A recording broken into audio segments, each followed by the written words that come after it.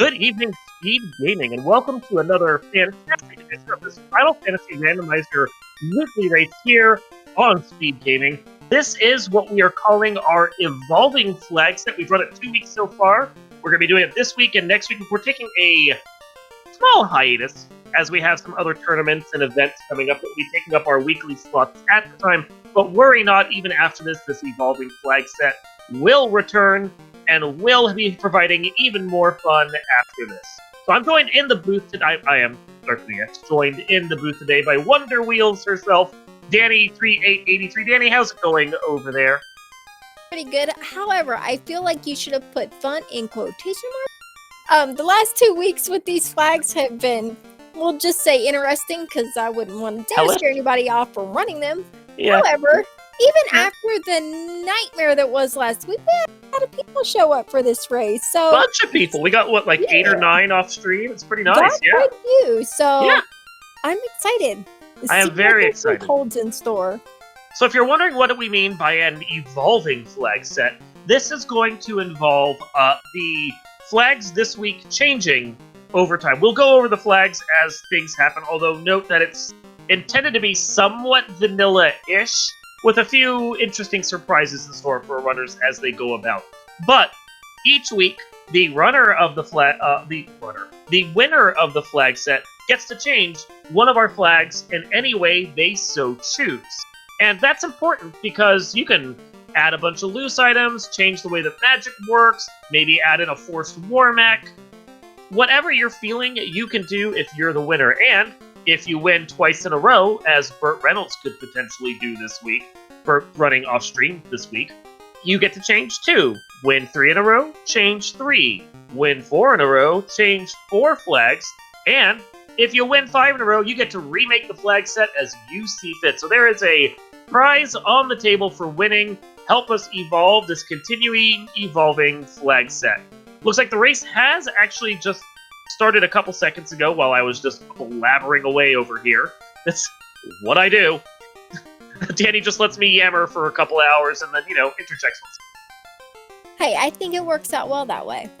Yeah, it was fun in the race room watching everybody talk about what they would change and what they wouldn't change, or how they want to beat each other to keep the other person from, changing a thing on the flags that they don't like. So that was what I was hoping for. It'll be fun to see who wins this week and what they change or don't change or how they alter things. But our racers started in the race room just shortly, so they should be live on the restream here. Hey! And there we go. Look at that. It's like it heard me. It did, Danny. It did. So we got Invis 2, Invis Mute. Invis 2 is nice, but you have both that and Invis 11. You take Invis 2. Saber. Cold. What did we do again? These poor people. I mean, you can use Hold to stop Garland. That may be the best thing they have on the table right now. True. Seeing him, when you go into the white magic first, I personally, because I rarely take a white mage, when you see that Invis 2 that is white mage, red mage, and night learnable, it feels real good.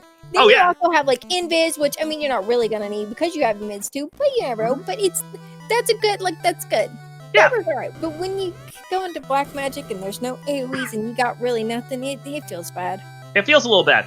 This is one of the vanilla things that we have on there, quote unquote.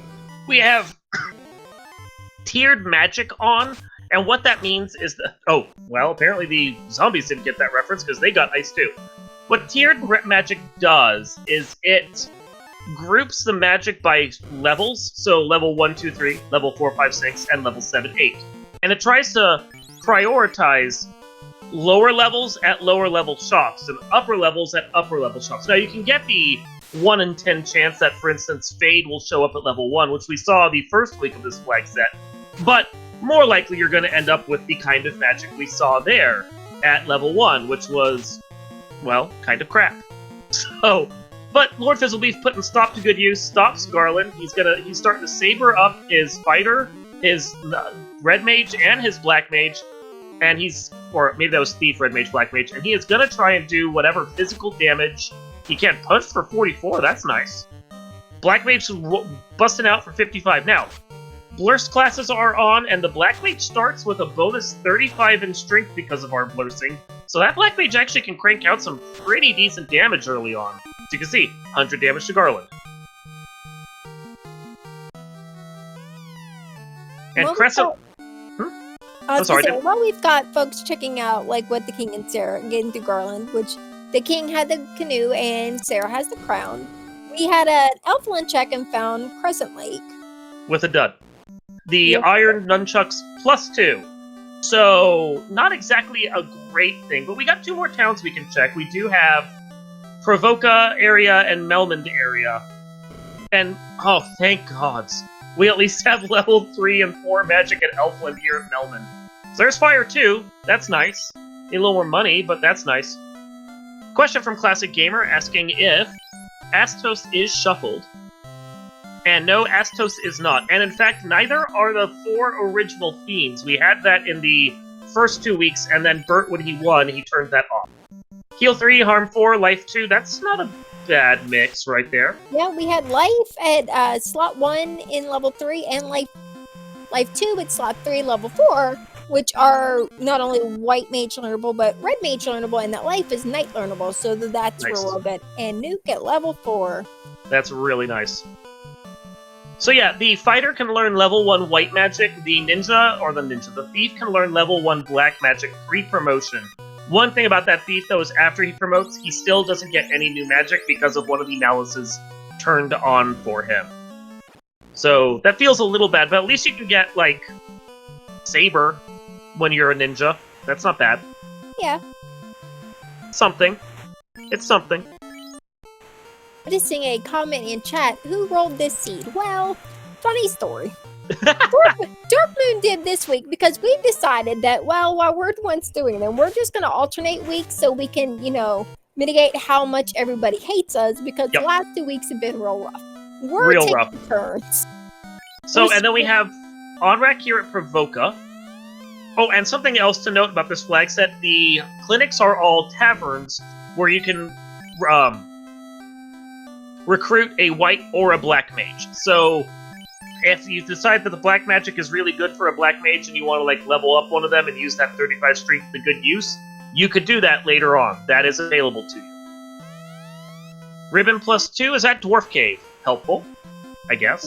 We saw the hint giver in Canaria say where the white shirt was. I believe it said it was a castle. I didn't quite catch which one. But, I mean, if you want a white shirt, we now know where to get one. There's only so many castles. You'll figure it out, I'm sure. There's only like 4.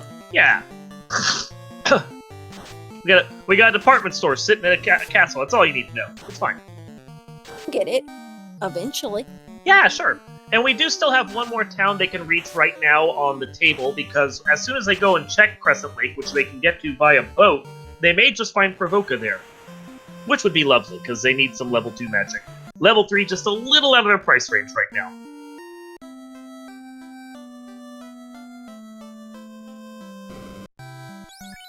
Although Fizzle is going back for more stock magic. And Invis 2, can't blame him. Honestly, he's got a nice selection of melee fighters right now. I think even the Red Mage, although he has a slight penalty to his strength, can use the Katana if it's found. Having Saber on just about every quote-unquote melee fighter you can use right now, not a bad thought. Maybe let that fighter kiss dirt for a little while and use someone else.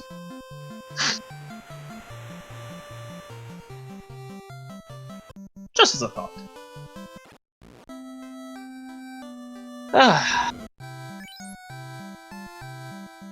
Pro Capes +3 for just under 3 grand. We got Ice Shields +3 for just under 10 grand. It's not bad. We have an Astos giving us a bottle. Oh, we don't know where Gaia is yet, but I have the bad feeling it's going to be over at Crescent Lake, because that's usually what happens when you get the bottle this early. Who knows? Could work out for them. Could be something they need.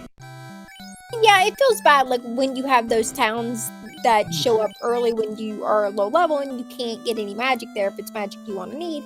However, if, say, that bottle turns into, say, the floater, and we already have canoe, you're going to be real happy when you find Gaia. Oh, yeah. I mean, and having the early canoe does open up some more options for them. there's plenty on the table they can go and investigate, including if they really want to sail to all the way over to Onrak if they still can't find Provoke at Crescent, and Yeah. I would not be surprised if we see one of our players decide to do that. But, like, this is a seed that's going to act like a bit of a puzzle box right now, and they're going to have to really analyze it to figure out how to get through it, because they don't have those sweepers just yet. Not that they can't find some. There is magical items on the table, like maybe Thor Hammer or Mage Stick, that'll help them cast some low-level magic that could be really useful. We'll just have to see if and when they find it.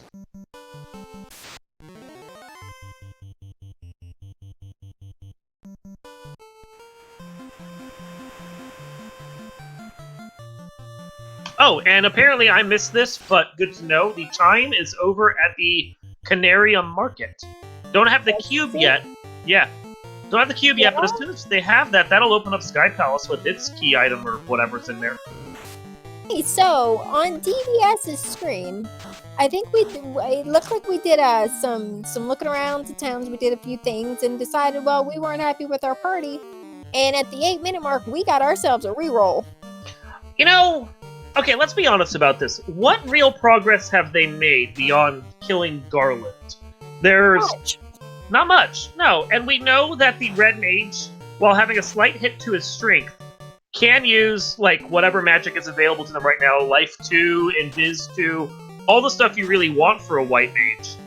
Only thing we don't know is what his level 2 magic is, but that doesn't matter, because he can use all of it on both sides of the shop. So, rerolling for 3 Red Mages, and then taking a Black Belt once you can get them ground up? I don't honestly hate this move. I don't either. No. Chat asking Warmac is. Warmac in this flag set is vanilla. Mm-hmm. So if you want to see that robot chicken, you're gonna have to pray for it. I mean, he shows up sometimes when people do that. Also in chat from Classic Gamer 76 saying, depending upon treasure randomization, there will be at least 2 katanas. No. We don't know how many katanas there are going to be because the treasure is, in fact, randomized. It's normal randomization, but it is randomized. So there could be 1, there could be 2, there could be none. We will find out when we get there. But, I mean, if they find 3 katanas, they have 3 people that can wield them, and that's not a bad thing. He says before they find a bunch of katanas and they all roll really horribly.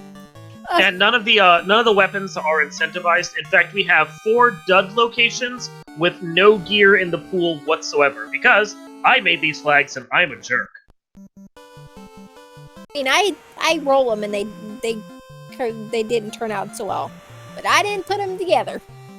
That ribbon that they found at Dwarf Cave, which they got from the Hint Giver, that's nothing to complain about, though, in all honesty. That is going to prove fairly useful, all things considered, especially when we already know that things like the zombies that will be showing up again over in, like, Marsh Cave and Earth Cave and Ice Cave have ice too. Ribbon equipped on someone with some health can actually survive those blasts, at least a little while. I don't care when it is in the game. I don't care how badly it rolled with the blur scenes. You are never upset to find a ribbon. No, I've seen a ribbon minus 90, and I will still equip it immediately because I want that MDEF. At that point, it's not the prettiest hair. Like, it ain't making your hair that pretty. Nope. But it's still going in it. It's like a dirty trash bag you've pinned up there, but it still blocks the magic, and that's all that matters. My, that's certainly a conversation piece you're wearing there, Red Mage. Sarda stole the crystal? Is that what that I was trying to read it, and I caught it right as he was going up, but I'm pretty sure it said Sardo has the crystal, and we have Gaia and Crescent, so hey. Well, early ribbon is on, or not ribbon, early ruby is on, so as soon as we find the ruby, we can go and get that crystal from Sarda and continue that quest chain immediately. And you said Gaia was at Crescent Lake? It was. So the bottle that we have can be turned in there. That's nice. I did kind of call that. So now we are hoping that it's Provoca at Or maybe Melmond. I mean, even having level 5 magic would be kind of nice. But we're hoping one of the two of them is lurking at Onrak and that it's not Lufane. If you're a runner, you're really hoping it's Provoka. And not only that it's Provoka with pretty good magic, but you're really hoping that Vicky is holding something that helps with the game and not another dud. Yeah. And it's hard to know how that's going to work out. Is Fizzle doing a bit of a little low-level grind here? I think he might be.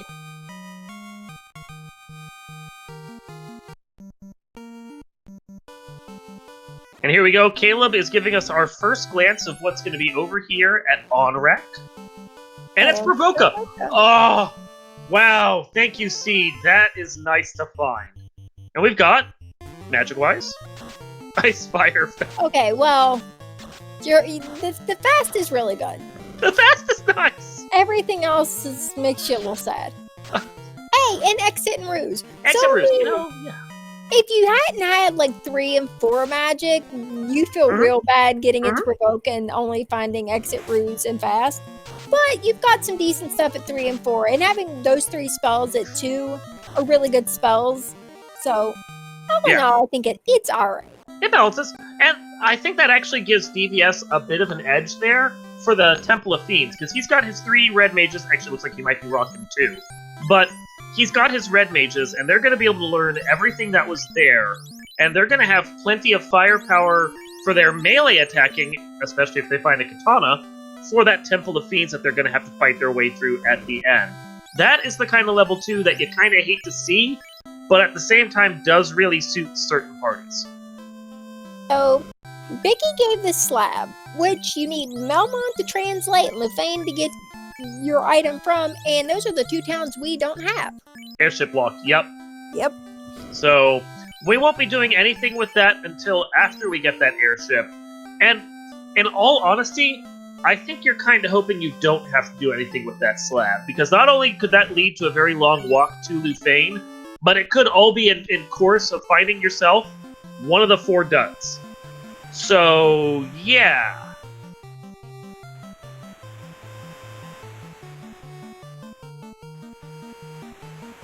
As I said, this is a bit of a puzzle box here, trying to figure this out. The best sweeper we have right now is Harm 4. And beyond that, it's Fire 2. And I'm not saying either of those are bad spells. Like, Fire 2 is going to do great against the undead, just like Harm 4 is going to. Oh, ouch. Well, that was Mummy's credit. Okay, well, we know, I believe it said the floaters in dwarf caves, so so Admits or TNT, neither of which we have, unless we get it from the ferry, which would be nice. Ferry gives you the thing, someone in town's like, hey, I can tell you where to go turn that in. It's real convenient. And yeah, as Classic Gamer points out, we do also have Nuke at level 4. Just gotta have the charges for that, which is the same for Harm 4, yes, yeah. Well, that the was bottle amazing. was a dud. Thanks, Fairy. 2 weeks in a row. Yeah. I mean, at least this week you didn't have to buy your bottle to get gypped out of a key item. Yeah, so this then raises the question of where to go next. We need that ruby, and it can be lurking at Ice Cave, Ordeals, Titan's Trove, which it can't, if we have to walk to, actually, it can't be at Titan's Trove, what am I saying? But Ice Cave, Ordeals, Titan's Trove, Earth Cave, Volcanoes, Thief Shrine, and Sky Palace are all our locations. So that ruby could be lurking at 6 of them, or from one of the turn-ins that they get that then leads to the ruby, that then leads to the starter, that leads to crystal. It could be a long question, is what I'm saying. We do, well, okay, well, the robot in the waterfall had the cube. But if you have an exit, you can get out of here. You can get your item and you can exit right out of there, which was a smart play, right? You know, he was there, he had exit. I do not blame him at all for doing it. Nope. However, that is not progression and not helping much. No, I think that, like, they're going to be at the point now where they're going to start learning the charges for that Harm 4 and that Nuke. Yeah. I might, if it's me, I might go and check and see what's over at the Hall of Giants at Earth Cave, see if there's a good grind spot to earn a few charges of Nuke up, and then maybe sail my happy butt over to Sky Palace since it's all open, and try and take out some enemies there grab some of the treasures, because it's a treasure-rich area, and get some early levels so that maybe we can make this seed just a little easier to get through. Sky's kind of open. We got to get the chime first, which I'm not sure we've seen anybody buy yet because I don't think anybody's had the money to buy it yet.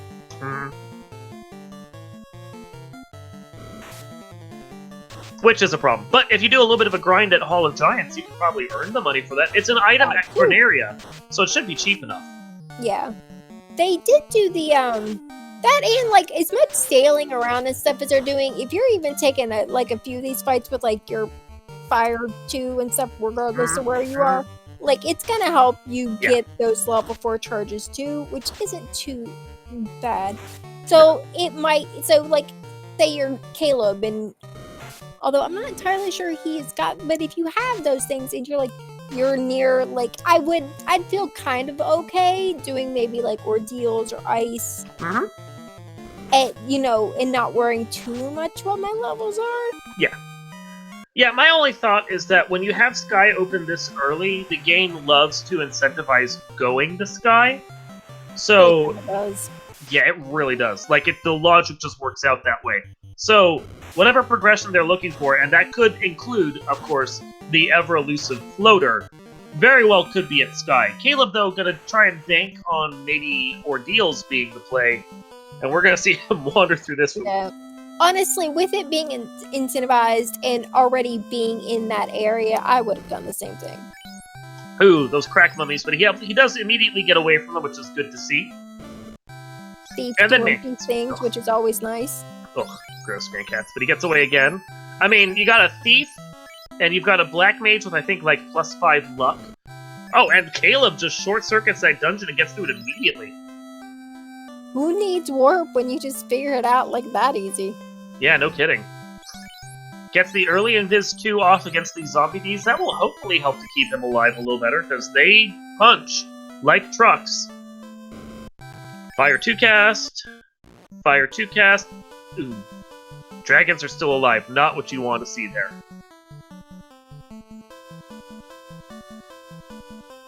Even a third Fire 2, not killing them just yet. And I don't think he had the money or charges for that Arm 4, so that hurts.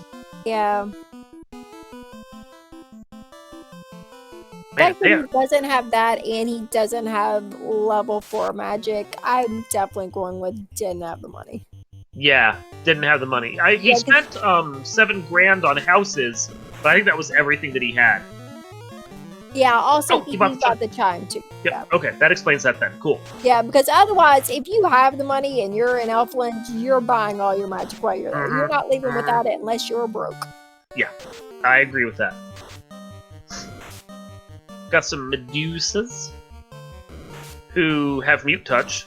Well, I mean, that's not the end of the world. It's better than stone touch, that's for sure. Yes, it is. Yes, it is. Gets away, gonna heal again. Smart move.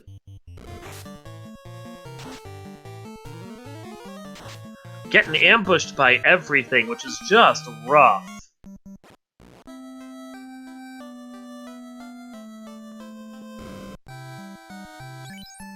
But he has plenty of heals, so as long as he survives. Going into Crescent with 2 party members down only brought back one of those red mages, so I'm gonna assume we're running a 3-man because I'm not sure that the red mage come back. Hey! Found out which castle had the white shirt. It was Ordeals. And it's +3, so I mean that certainly encourages me to think about class changing and getting that equipped on my white mage at some point. That's nice. Age of Shield +3 doesn't help his party. Age of Shield +3 also doesn't help his. Like, but that's funny. That's funny. Hey, it's like the game said, see this fancy thing you can't use? Guess what? Here's 2 of them. Here's 2 of them. Have some very pretty sleds. Oh no! Oh no! Oh, okay. Well, we have all but 2. Uh-oh. Well, that feels bad. That's that long stare right there. Yeah. Ugh. That hurt. Okay, well that's going on. Let's go see what else people are up to.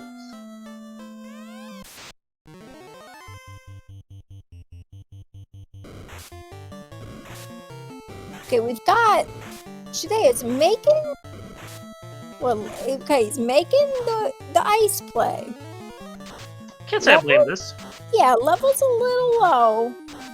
I don't think he's seen the fact that mummies have crack, because if he had, I don't think he'd be making this play, to be perfectly honest with you. I know I'd be scared out, especially knowing that shadows have some other nasty spell, and the zombies that might show up here have ice too. Like, this feels like a calculated play based on the fact that you don't know what people have, but it also feels like a very dangerous play. Yeah. Though, having exit, I think he has at least a charge of. He won't have to like make the double round. Like he won't have to go all the way through. Like if he can make it all the way through and get his incentivized item here, he can just exit out. Which I mean makes it a little more understandable why to do this play at an early level. Yeah, if you can survive through the area, this can be a really good area to be at. I'm just worried about what he's going to run into damage-wise while he's down here. While on top, we've got Fizzle and DVS showing us what almost looked like a really good co-op play without playing co-op. Fizzle talks to the hint giver in Provoca, finds out that the black shirt is in Volcano. 2 seconds later, DVS finds the black shirt in the armory in Volcano. I call hacks. No, but that actually, in all honesty, that black shirt is going to help them out a whole lot. Because that's a lot of damage that he can actually crank out with that in comparison to, what he's able to do right now. I believe it was -3, so it ain't the best gear if you class change to put on your black mage. But it's still nice that it's like endless cast of Ice 2, which when your best spells are at level 4, you're pretty happy to find. It does a little more damage than fire does, and I mean it's a really nice thing to have it right there when you're at the volcano, because it's essentially the item targeted best to actually kill things in the volcano.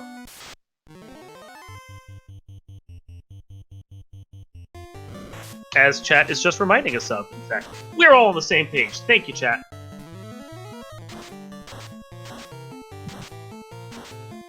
Fizzle has been cracked down for everyone except for his black mage. But his black mage is still doing some work here.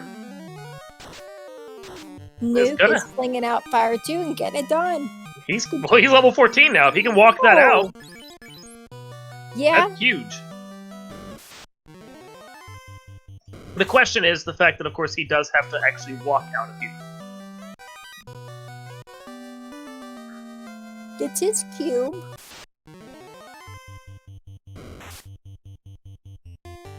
I mean, plus, oh no. Gets his nightmare. Oof. I was about to say, plus or minus on that black shirt. That black shirt you're just going to love having for the spell it can cast. More than anything else. Okay, so our tracker, Jonathan Yoshi, he's doing an amazing job. And pointing out that we're wrong, which they should do. Letting us know that it was a +2 black shirt. Just more proof that my old lady eyes can't read well. And we have the tail in Ice Cave. So something some of our parties are going to be real glad to have. I mean, eventually. Not something that's useful right now. No, I mean, when Fizzle goes over to Ice Cave, and then when he does Ordeals in whatever order he does, and he finds those 2 Aegis shields that are like +3, he's not going to mind having class change for that at that point. That'll help him out some. But, like, on the overall... Ugh. Gets cracked down again by those mummies. Feel bad for Fizzlebeef there.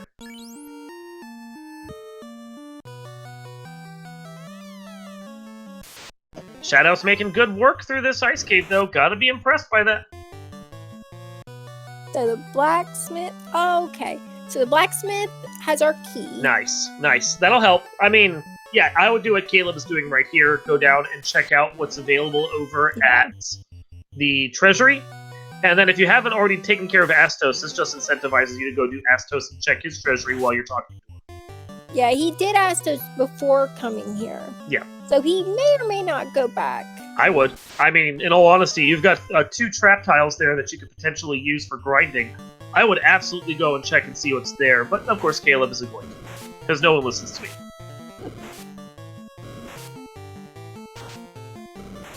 Who needs to listen to me, right? So the key, while good to have, and we do like the no key lock location is incentivized, so not going to be something that's going to like help us find progression in the game. No. So we're still looking for whatever item is going to give us the elusive floater. It grants us gear, and that's the most important thing about it. And don't undersell the power of that gear. That is huge.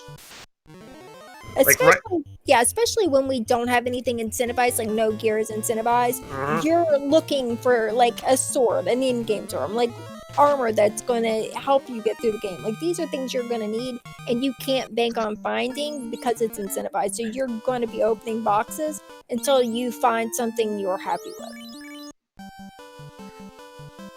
And with the fact that gear is randomized too, you can't discount what could be at pretty much any of the treasuries right now. If it's chest dents, it's worth checking, if only because of the fact that you can find all sorts of gear in unimaginable numbers. Oh look, a Thor hammer there for DVS. That's worth grabbing. Yeah, Caleb, getting a good chunk of money out of the Canaria Castle lock chest. Like I said, didn't find gear or anything, but found a bit of money and went and picked up some rune swords for his for that thief and his red mage, and buying some copper plus 4 bracelets. Yeah, I'd probably pick up... Oh, he doesn't have the fighter, so that explains that. Like, if I had the fighter in my party, that ice plus 3 is looking real tempting.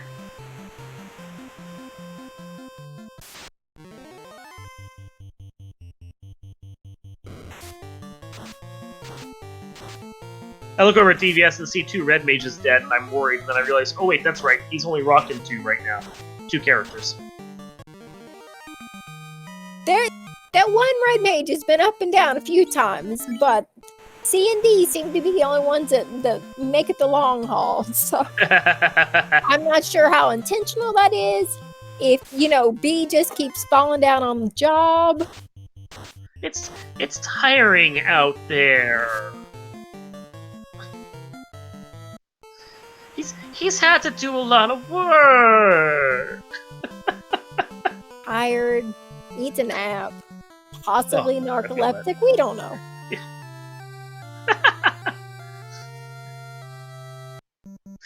Just make that my black mage, Darkmoon the narcoleptic black mage. I'd take it. Just take guarding the floor half the time. He's tired.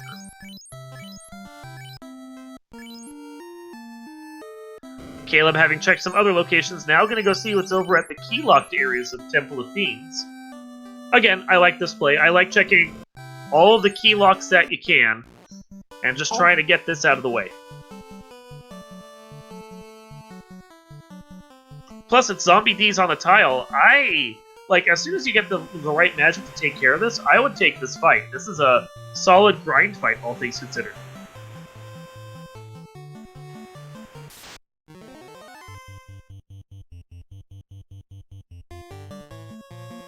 And right now, they could really just use picking up 15, getting up to level 15, maybe 20 on their characters. Give them a little of that survivability they need right now. Yeah. Got a pro ring out of one of those top chests. And just a bit of money out of the other. So the pro ring's not bad to have. It was -1, but you're still putting that on somebody. The death protection, yeah. Yes.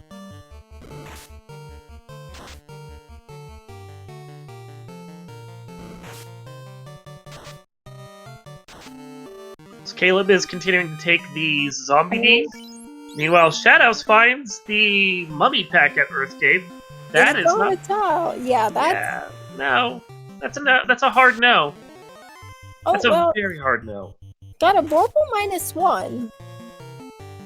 which once he promotes, he can throw on that ninja. So it's at least a sword. We got that. If he had a fighter, the fighter actually, with the blessing we have right now today, can use the Vorpal just by default. I believe it was the fighter. Yeah, plus Vorpal. So, I mean, that'd be nice. We got Fizzle making the Sky play. He's big, Yes. we're big fan of Team Sky over there, Fizzle is, so I am not at all surprised. No. Yeah, if he can, I mean, this is a great pack to find too. I love this. Once he had that chime, I would have honestly been more surprised if he went anywhere but Sky.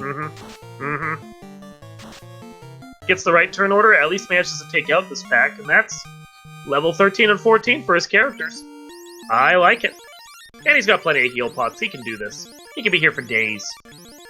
That's vampires on an early encounter right off the start of the encounter table. That's lovely. Oof. And an Excal. At least you now have an endgame sword you can use. It's not the best, but we don't know if the best is going to be in here. So you take what you can get. When nothing's incentivizing, you don't know what you're gonna find. If you think it's doable and it's not the best, you're still happy to have. Like if you can swing it and make it work, you're all right with it. Gets Sarabai as well. Another nice little encounter, especially with how low his level is. Like right now, you don't complain about being able to find anything.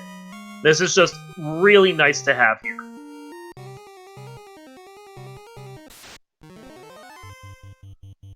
And actually taking the Sarabai fight instead of running from it because he got a free run. But again, don't complain about this.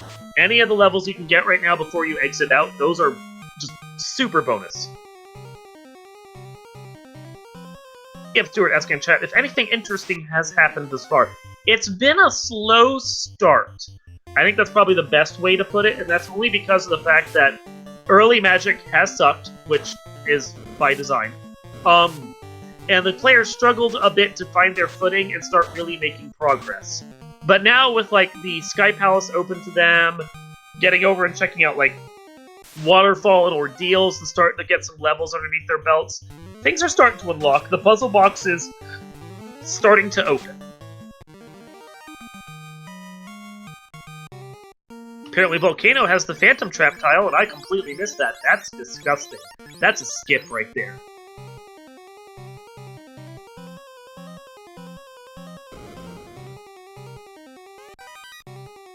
Also, a bonus, Danny, we're 40 minutes in right now, 35 minutes in. No one has forfeited yet. Hey. I'm taking that as a win. Right? Yeah. Also, like, hey, we found a gold +2 bracelet. By this time last week, we had a list of things that we were like, we need to apologize for. Granted, I mean, it started at like 2 minutes in, but we were pretty far down on the list. I think, all things considered, I mean, early Magic was a little iffy. But so far, I'm feeling kind of okay about things that we, necessarily should have to apologize about. So yeah. I want to say definitely an improvement this week over the last two. Improvement, I would agree with that. Like, as evil as this flag set can be, this seed has rolled pretty nicely, all things considered. And we did have a question from DM Stewart, which chat is answering, about how many loose are in this seed. There's 0 loose, 4 dud locations, and we've already seen 2 of them so far. It was the Crescent Sages and the Bottle Fairy were 2 of our 4 duds. Yep.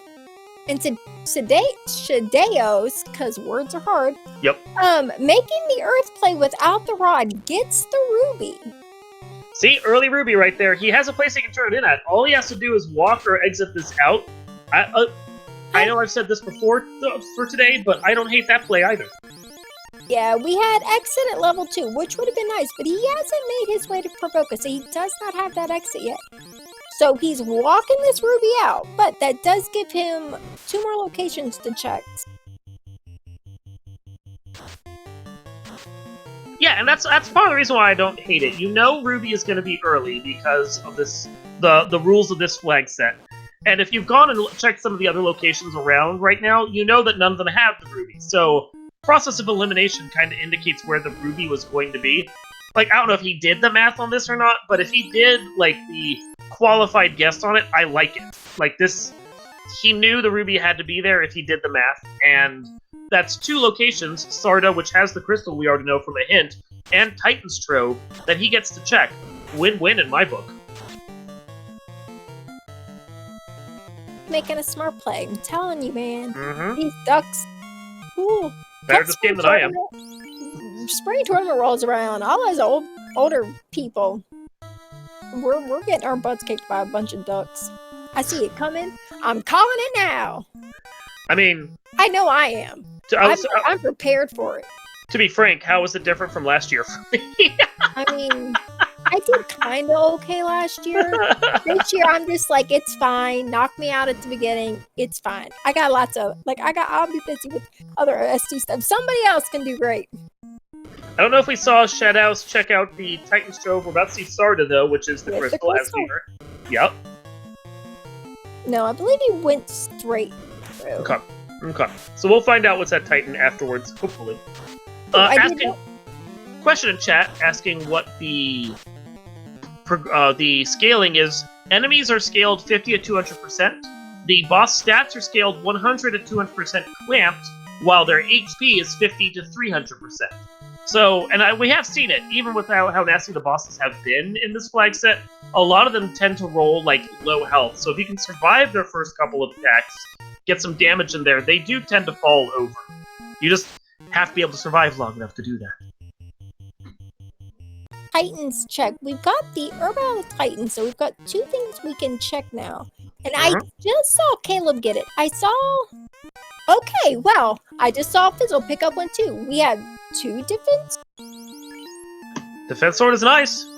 I mean... Caleb just found one in the armory, and Fizzle just picked up one on Sky too. That's lovely. I mean, you do have ruse available for most of your party members that they can cast, but unlimited free ruse casts is so much better than limited charged casts. And Fizzle with the Oxiel and Sky. So that's... All we need now is the rod, and then technically we are in no mode. We know where everything No, never mind, because we don't have the loot yet. Hey, you got our 3rd Aegis shield. Hey, it's awesome. And thanks, SpeedGaming 3, for coming in with a raid of 85 people. Thank you very much. Welcome to this final fantasy flag set of fun and phantasm. I ran out of F words, I'm sorry. I ran out of F words I'm allowed to say anyway. Did you say fantastic? That's an awesome F word. Fantastic. Fantastic. Some fantastic Final Fantasy. If you're just joining us right now, this is our weekly evolving flag set. I crafted quite a doozy for the first week, and over the last couple weeks, the winners of the seeds have been slowly changing it as they get to do by grace of being the winners. That's how this flag set evolves. Also, because the best swords we've found so far are promotion locked with our X-Cal and our Warp -1. Caleb finding a Sun sword, I believe it was Sun +1, +2. Oh, in Tyrian Volcano. Now, granted, his thief can't build it, I don't think, until promotion. I don't think his blessing's allowed. It's Sun +3. So, he can't use it, but anybody who's has a knight, or not a knight, but a fighter, can find that sword and use it. Or you can put it on your red mage. Well, and again, if you have a fighter, you can swing that Vorpal right now. That is allowed. Ah, okay. Well, that still helps Caleb none, because I'm pretty sure he's the only one who's found it and still can swing it. Yeah, I don't think anyone else has that Vorpal yet. Poor Caleb, finding all the swords he can't use yet. Finding all the shields, too. Apparently there are 3 Aegis shields in this seed as well. Yes, there is. There sure is. Poor Caleb. The seed is just telling everybody, you just should have brought all fighters. Yeah. Well, here's a bunch of swords, and here's a bunch of gear. Yeah. Why wouldn't you? They got level 1 white magic. What more do they need? We found a black shirt. We found a Thor hammer. 40 minutes in, re-roll, take 4 fighters. You know where everything is. You're good to go. Exactly. Yeah. Don't do this. Don't listen to us. No. This is a bad call. There are far more better players, all of which are on screen. They're much better at this than us. Yes. Watch them. Do as you see them do, not as we say. We're just trolls right now, so... Hey, and our loot's a triangle today. We found it in Volcano. Best flag, multi-instrumentalist Sarah saying it right now. I love that flag. So good. So Matoya, I believe, had another dud. So it was nice finding that crystal. Not where we needed.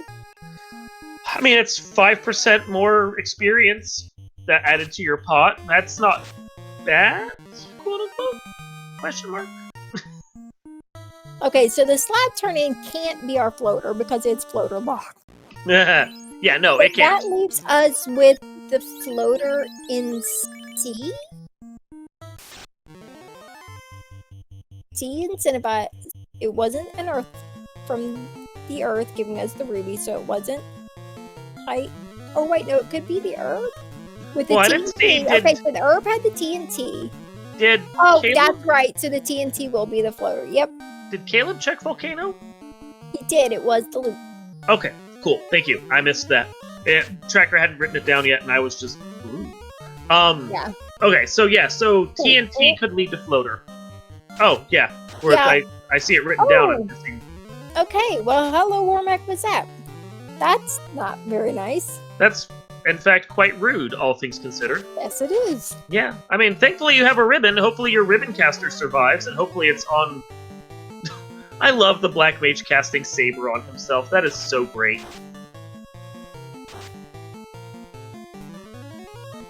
And there you go. Shideos, who made that earth plane, getting his herb out Titans, got his floater, and will be in the air before long.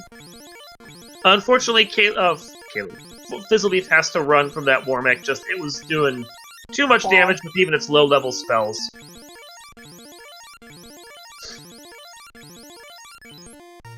That fast healing. That was lovely. Still gonna go up and try and take on Tiamat, which is a call I like. I would do this. You've got the armor. You should be fine. You've got ruses. Yeah, and he's got the defense on the fighter. He's got decent armor on it.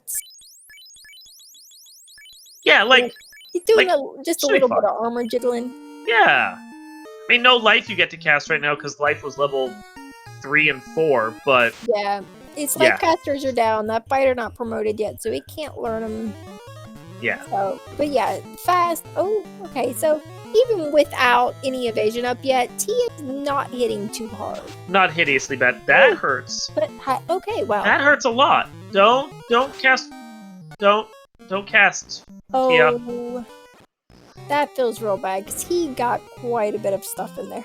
He did. That was a good 10-minute dive right there that he just did. That he's lost. Yes. Yeah, it was. That hurts a lot, and I think he lost like all those levels that he got. I'm not sure he exited at all during this whole thing. I know I'm 99% sure because I saw him go straight from Mirage 1 into Greater Than Less Than, and I know he didn't after that. So yeah, he lost all the gear and the levels and everything that he got in there on the first go. That hurts. Bad. That really hurts. I mean, the best you can hope is that anyone else that comes up here has the same luck. But you know he's got to feel behind now.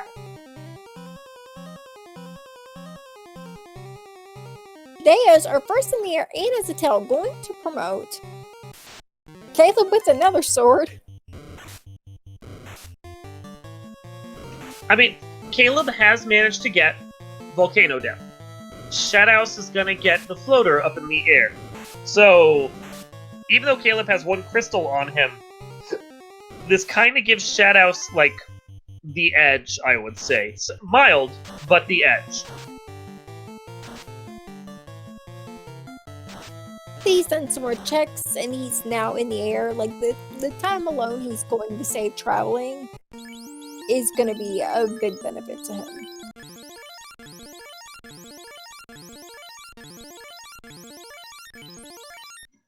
It will speed things up for him substantially, and it's going to take Caleb some time to catch up in that regard. Yeah, it's one of those things with Earth, like, nobody really wants to make the Earth play without the rod. because having to double dip Earth never feels good. Never. However, and Shadea's did it without exit, which feels even worse. But Caleb's been to provoke that he's got exit. So having to do that Earth without the rod is gonna feel just a little, not as bad for him. And that's the play he's gonna need to make to get his floater. Yeah, there really isn't much else he can do right now. He'll have taken out Ice Cave at that point. He'll have done Ordeals. He did Ordeals, he did Volcano. Waterfall, yeah. Earth Cave. It's either, really at this point, the only place he has available is either go to Earth Cave without the rod, or because he doesn't have Oxiel yet, you have to go figure out where Oxiel is and do Sea Sprite. Yeah, Oxiel it's the Sky Incentive. So he can either do Earth or Sky. Earth or Sky. Options, yeah. So I don't know what I'd do in that case, because I'm with you. I really hate doing the Earth check without Rod. And because you've got Cube and Chime, and that Sky play feels a lot better. Safer somehow. And because you can go there, you can do it, and you can finish it and not have to worry about coming back, which feels a lot better than an Earth double dip.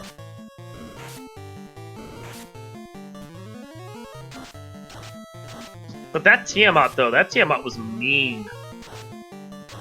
It was. I think this time through, though, if he can get through it with a full party, he will have a much better go at Tia.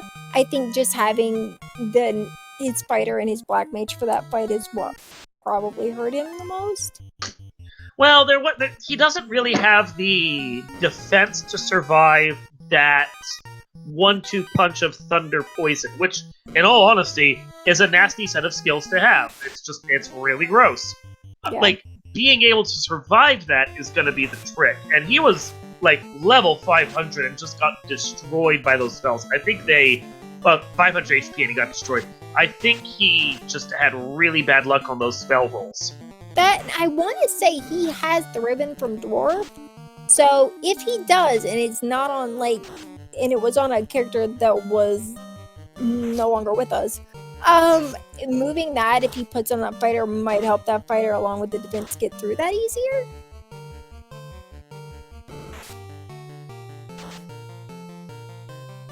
Question mark? At this point, I'm afraid to say anything and jinx it. Well, the carry was nice. We did have a nice carry this time. I rolled that for them. Everything just goes horribly wrong from here on out. You're just gonna be afterwards, I gave you a nice carry. I did what I was supposed to! I gave you some decent magic! What more could you possibly want? You found a Thor hammer and a black shirt! What else is there? And then they just list up all the horrible things. Be like, this Dark Moon. Oh, but then I'll come back. Danny rolled a worse one last week. Guilty. Just shove you under the bus and then run away. It's fine. At this point, I'm used to it. I roll seeds. I probably roll most of the seeds for everything. So the fact that I roll so many awful ones honestly makes a lot of sense. So I'm kind of used to it at this point. At this point, if I'm rolling a seed, I already have an apology ready for after the race, just in case it's needed.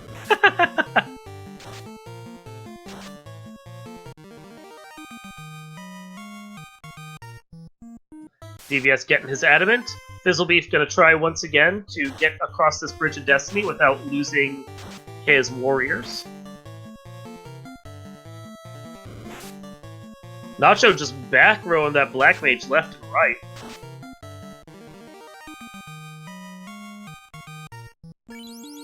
Key point to know, I don't think he's gonna fight Warmech if he has to see one again, because he is gonna just immediately try and run.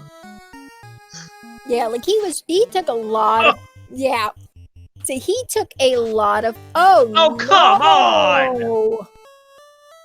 Oh. This is hard. This hurts to watch. This is awful. I feel legit angry about that. That was just cruel. I'm tilted for him. Yeah! Like, he took a pause there, and I was sitting there, I go and check the race room. Is he gonna forfeit? Because I wouldn't blame him if he does.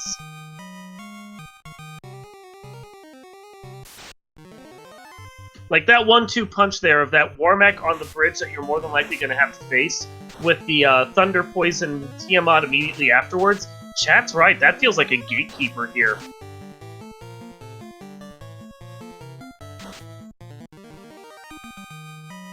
Deus now has his cube. I say, is he going in? He's talking to the robot at the door. Nah, he's like, no, we got to check these chests. Caleb getting his ruby. Has exit though, so he's gonna hop out and save and go check out what's over there. And you know, Fizzle's sitting there going, I even went in off the power cycle, I skipped everything, and you're telling me Warmech still killed me. Really? It's like, I tried to run this time. I mean, knowing him, right? Warmech came right at the end of that bridge, right before he reached Tiamat. There's a part of me that sits there going, skip everything, like, if you're gonna loot everything you want to loot, exit, save, come back in off the power cycle, and just avoid everything. That way you could try and push that Warmech past the point where you'd see him on the bridge.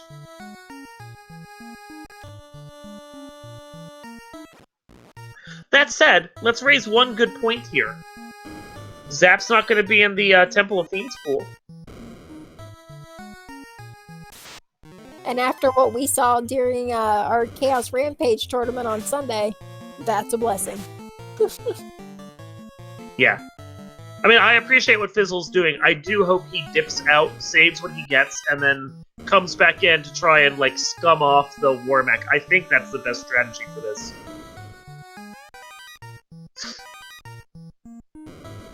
Our soul flyer of the friendly skies has made his way to Melma and translated that his slab. Should get the rod from Lufane at this point. Which once he does that and gets his Oxy out of the sky, and we know where the key turn is, like we know where all the things are. So once he puts, thanks, hint giver a moment for telling us where the crown was, which we got long before at the beginning of the game. Thanks, Final Fantasy. Okay, we got Fire 3, Lock 2, and Warp at Melbourne. First time we get to see those spells. And Hard 3 and Cure 2. Black Magic is great, at least.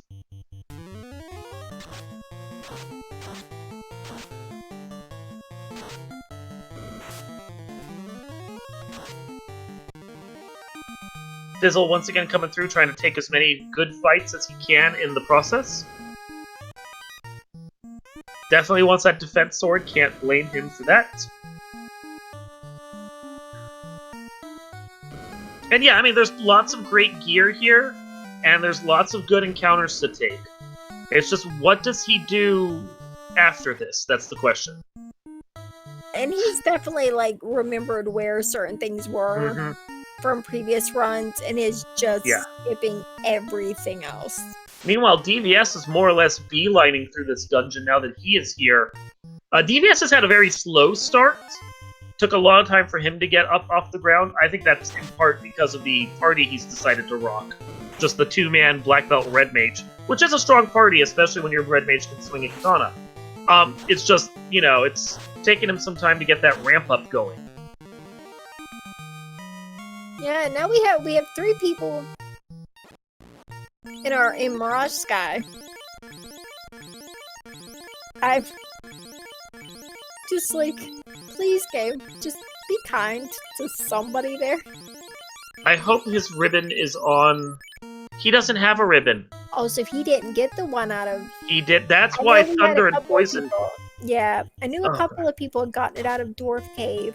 I'm pretty sure I saw him get the hint. I thought maybe he had gone to get it. But yeah, then maybe he had it and just didn't move it, but I wasn't 100% sure. But yeah. Oh, he needs real good luck in turn order. I'm deeply worried about this, because, well, he has to survive the Warmech, which, oh good, okay, like, the previous Warmech was right after the Nachos, and I was horribly afraid he was about to see it, but he should be in the clear now. Okay, But yeah. he needs good, like, I hope he has healing magic on his red mage, because he needs real good healing luck here, or just to be able to get all the damage out immediately. Not gonna lie, I flinched a little every time he got an encounter on the bridge. I don't want to watch. No. You watch Fizzle and tell me what happened. I'm gonna watch TBS and Shadeas and see how their skydives go. He's done! He got it! He got it! Good job! I was about to comment, you know it's a bad fight when getting punched for 120 is the good outcome. Right?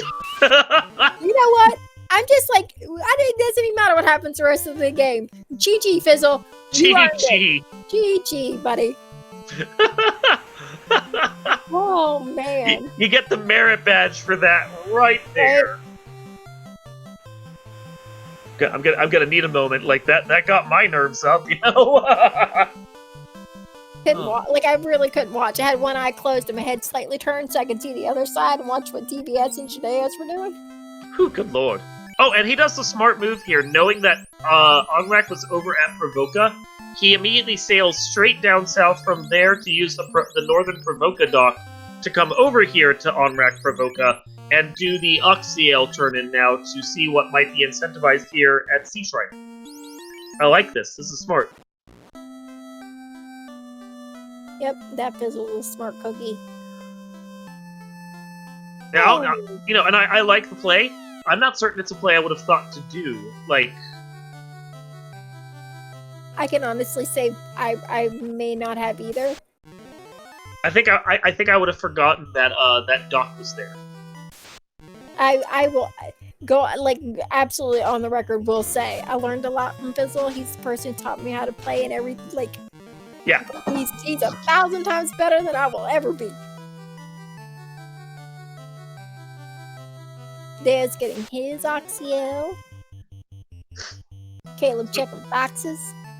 So Like that took a lot of work for DVS to get through that, or not DVS, for Lord Fizzlebeef to get through that fight. And it was the power, really, more of the two nuke casters over that fighter that did the job for him. I am legit worried about whether or not DVS can get through this dungeon right now. a little bit. Yeah.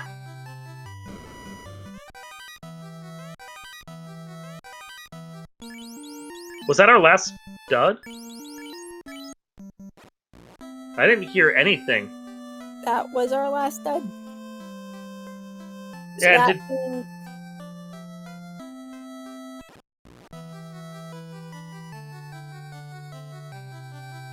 Yeah, so that means the rod is the slab turn in Lefate.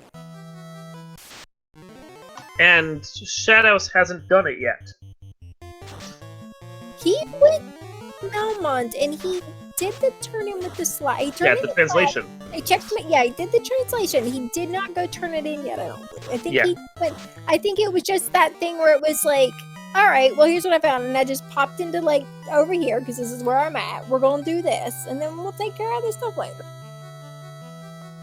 I mean, it makes sense. I get it. Like, you don't want to do the walk if you don't have to.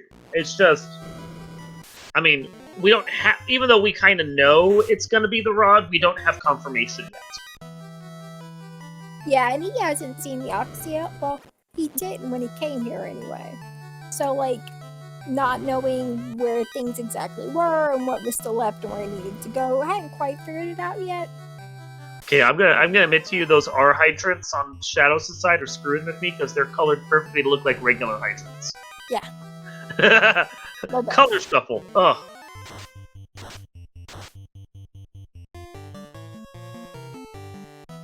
So we know Zombie D's are at Temple of Fiends trap tile. So if they're looking for a grind, that's a perfect one right there, right at the Temple of Fiends. Nothing to worry about. It's going to be curious to see where they decide to get levels, if they decide to get levels, and how they decide to get levels. But having that tile there, just in case they have a bad Topher run, is going to make, like, end-game factoring a whole lot easier for them. Get bounced out on your butt, you just hop back in, take some levels, try again. Yeah. number of key items they have, they should be able to grind up some levels right quick. So...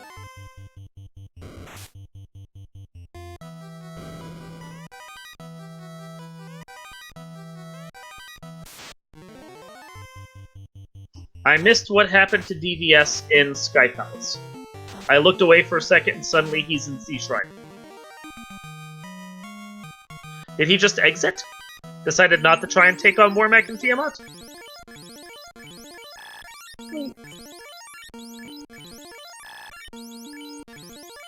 Because last time I saw him, he was checking boxes on Sky 3. Yeah. I mean, he still has Oxyel clicked on. So, this is what happens when I look away for a second to go see what everyone else is doing. But hey, Shadow's is on that floor now, and immediately finds Wormack. You don't know this yet, but run!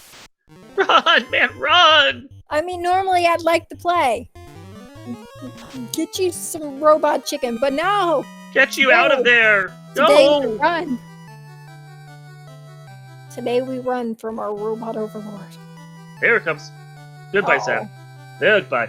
Goodbye. Oh. And run. Yeah. Oh, you get away. Hey! Yeah, and you have life with too. A life caster. Yes! Woohoo! No better time to use that life too. That's the truth.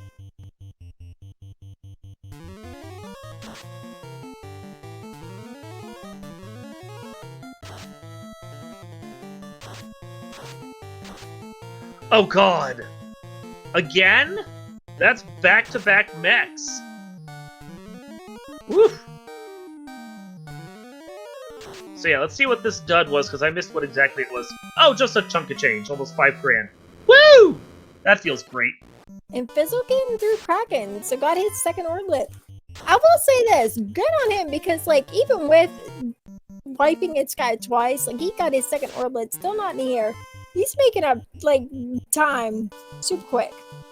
The one thing that's, I don't want to say hurt necessarily, but the one thing that we need to bear in mind as well, he has the lead on crystals.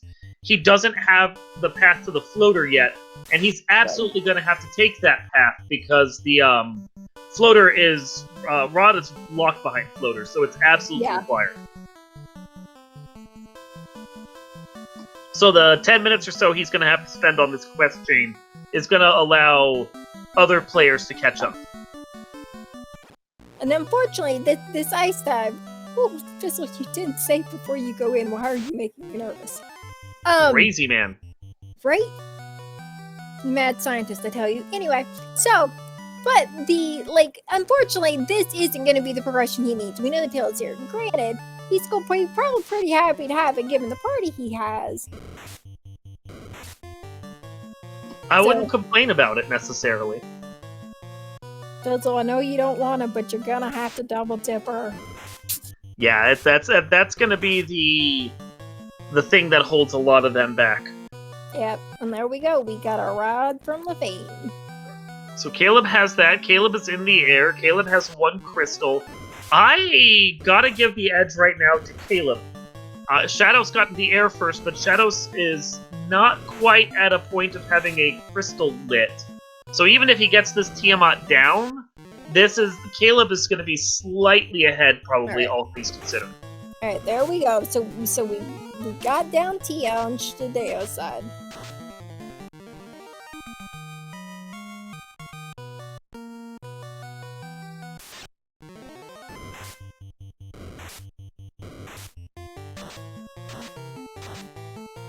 And Fizzlebeef is introduced to Crack.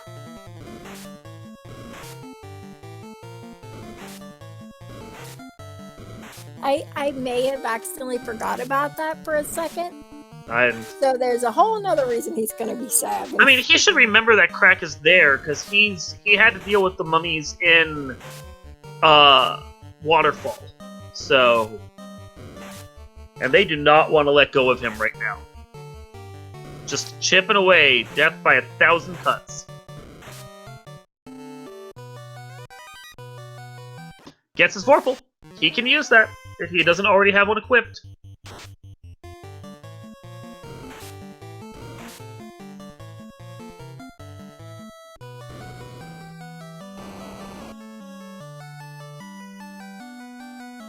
And Fizzle is just beelining through this dungeon. He doesn't want to check anything, which I can't blame him for. He's going to have to double walk this anyway. So...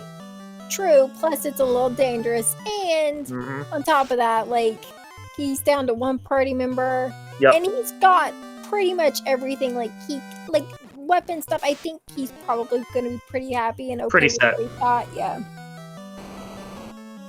Yeah, I mean, he should have an ice armor +3. If he doesn't already have it, he'll have the Aegis +3. That's endgame armor right there. He's good to go. Oh yeah, I know he picked up one in Sky. Yeah. I don't know if he picked it up on the second or third round through. And it feels so bad that we have to qualify the third time through. It really does.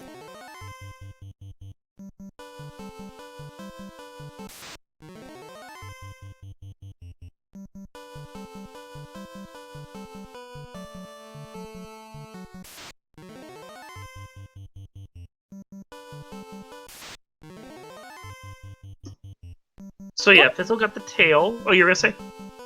It's got a tail. I think, yeah, definitely. I was gonna say, I'm sure he's headed to Volcano. Oh, okay.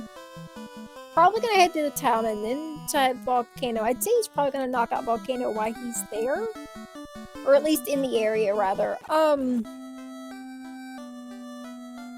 then that pretty much just leaves Earth for him.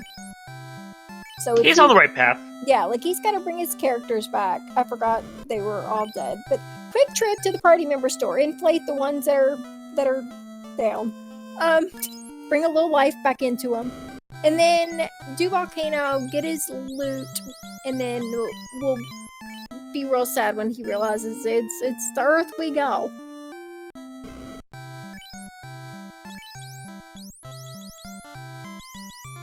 Oh, okay. Jonathan pointing out, he hasn't done ordeals yet. At least I'm assuming, because I don't see the adamant on his screen.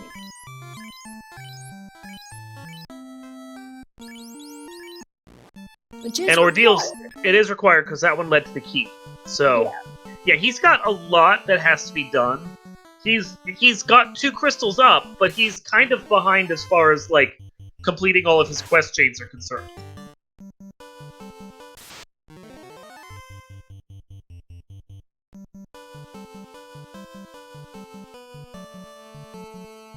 But he will be able to get Volcano out of the way, and then it will just be the final quest chains to get in the air to get the rod and get out of here.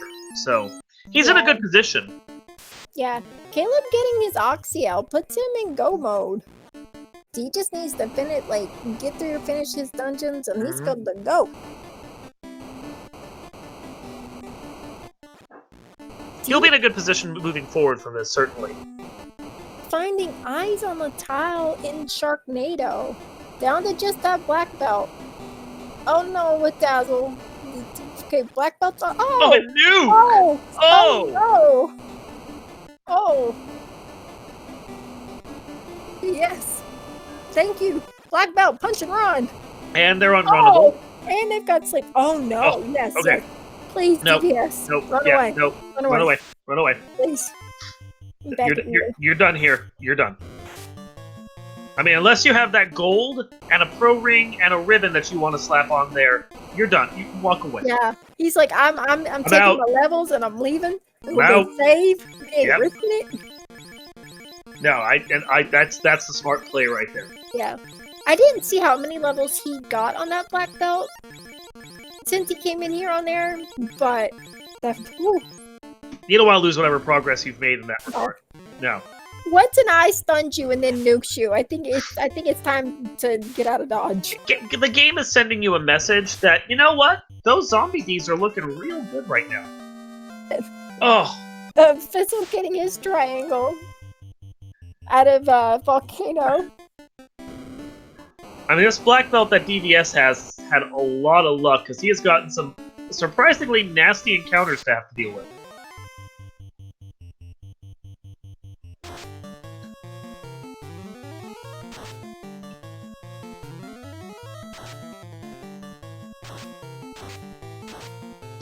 Black belt level 27 right now for DVS.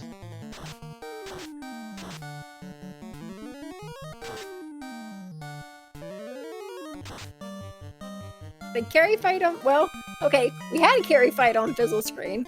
We've got a Lich fight on Chideo's screen. Lich looking a little different today, down there in the right corner. He's right looking bottom corner. particularly rotten, I would say. A little bit, but I'm not gonna lie. I kind of like the colors. I'm Suits him. Yeah. yeah, a little bit of a black and gray. I ain't mad at it. So DVS getting some good levels there on his black belt. I think he's left at level 28 right now, which, I mean, he's gonna want some more levels, but it's not a bad start for where he's at. Yeah. All right, and we've got everybody back. A and B rejoin the party.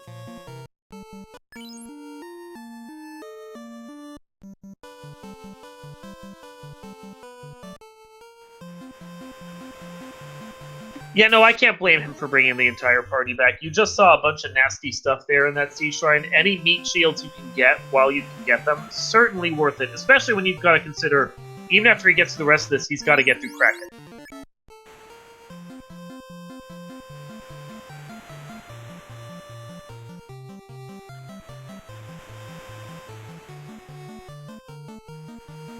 So with that, Fizzle has 3 of the 4 crystals lit. He just needs to finish up his quest chain, and we know that basically the entirety of this quest chain is required. Like, everything he hasn't done, he has to do. Well, I mean, he's got to do. He needs to do Earth, which is going to give him his Ruby, which is going to lead him to his Ore, which is going to lead him to the TNT, which will lead him to his Floater. Feels bad, but we're glad when he gets Floater at the end. Yeah, he'll get that. Earth play before his Ordeals play is smart, because it'll get him his Floater. Still gonna have to do Ordeals because it's required, the Adamant for the key. But I'm real glad he's doing this first.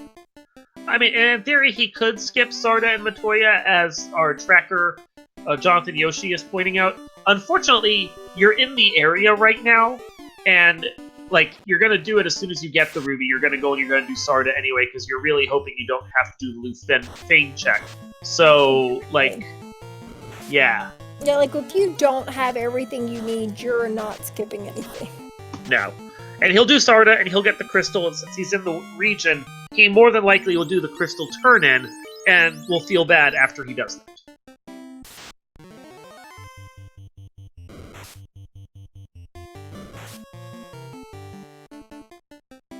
Question in chat about how it's going here right now. Well, it was a very slow start, but at this point, our players are really starting to ramp up in their juice and get this thing going. Caleb is technically in go mode, just has to get through this actually really nasty spellcasting Tiamat.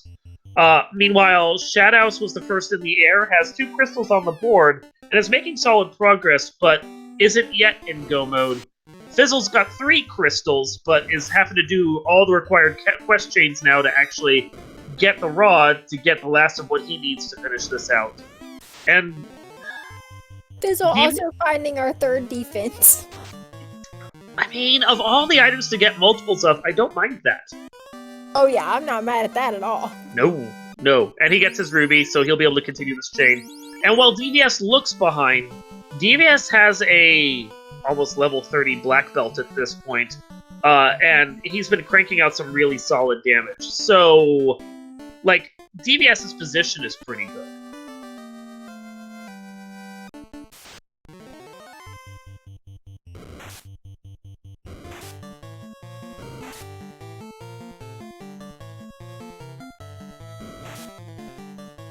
Just gonna start punching that Kraken down into sashimi.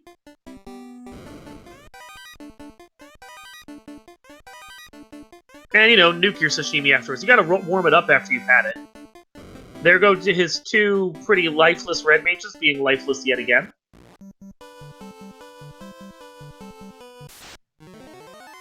Oof. And there goes the black belt. Tiamat having none of Kraken having none of that, but of course, then he immediately dies. So 25 levels or level 25 for the red mage. I guess that's nice. Yay!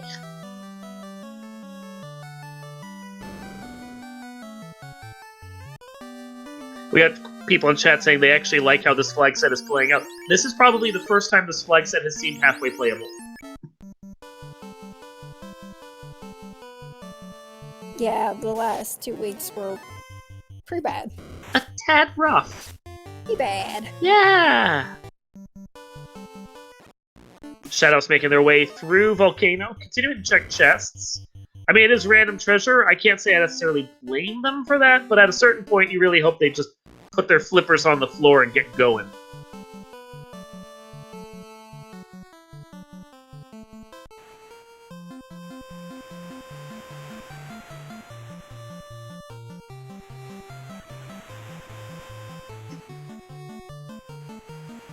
Guessing Caleb is here in the Sea Shrine. Oh yeah, that's the Provoca background from the pirate fight. So he's in Sea Shrine now. Gonna try and get his third crystal lit since he's basically just kill fiends and go. Yeah.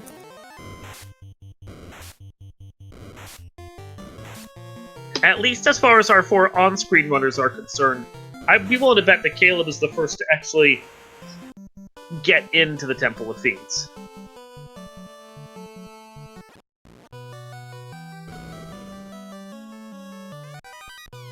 Yeah, he's almost to Kraken now. He just has to do Earth, which, if you're not checking anything, it's a pretty quick run through.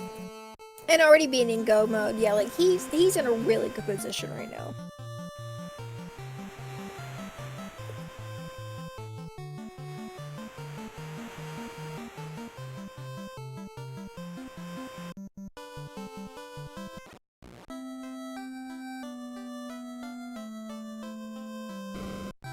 Just noticing how little HP those eyes have. Yeah, if you can get past that stun, these eyes fall over. It's just the concern about the fact that if you don't get past the stun, they are going to nuke you, and that's gross. Yep.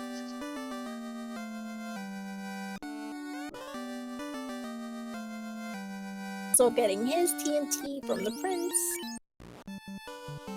Got Shadows taken on Carrie, gonna get their third crystal lit, because Carrie was not much of anything. No, she was not. She was not.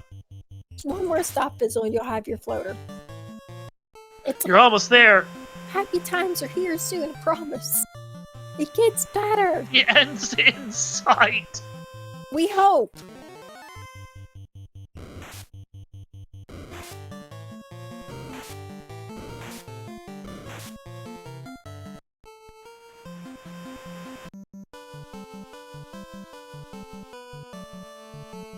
See something about how the eye nuked, but, you know, he's still alive, so that's... You got your levels, just get out of there now. And they are. Oh, classic gamer noting, if the third eye tile was on with those 3 nukes there, that would be hideous. No. That would be hideous. That'd have been awful. Yeah, Okay, no. so Vigil has his floater, can now do his slab translation and turn in to get his rod, which is his last orb. Caleb about to light his third and then still has to do that fourth.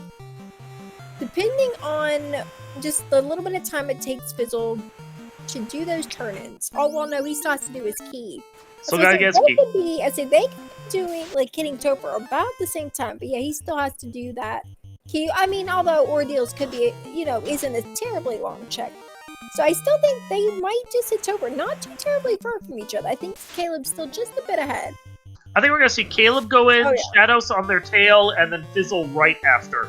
And then it's really just going to come down to how bad the Temple of Fiends may be. And bear in mind, with the 4 that we have in play right now, there are another 5 behind the scenes running as well. We won't actually say what happens with them until after the flag set is over with, just in case one of them finishes. We don't want to, like, spoil anything. But we will say, once we know who wins, what their flag set change will be after all this is over. I'm not gonna lie, I'm real interested to see what gets changes after this, because there was a lot of talk in the race room about what people would like to do if they won, so... A lot of back and forth. One person wanting to, like, turn on Spellcrafter so all the magic gets really screwed up. Another one wants... Let's say somebody else wanting to win so that person can't turn on Spellcrafter. Yeah, one person wanting to turn on all the loose they can, and another person wanting to stop that from happening. Yeah, there's going to be a lot of back and forth trolling with this. I can see that happening. It's going to be hilarious.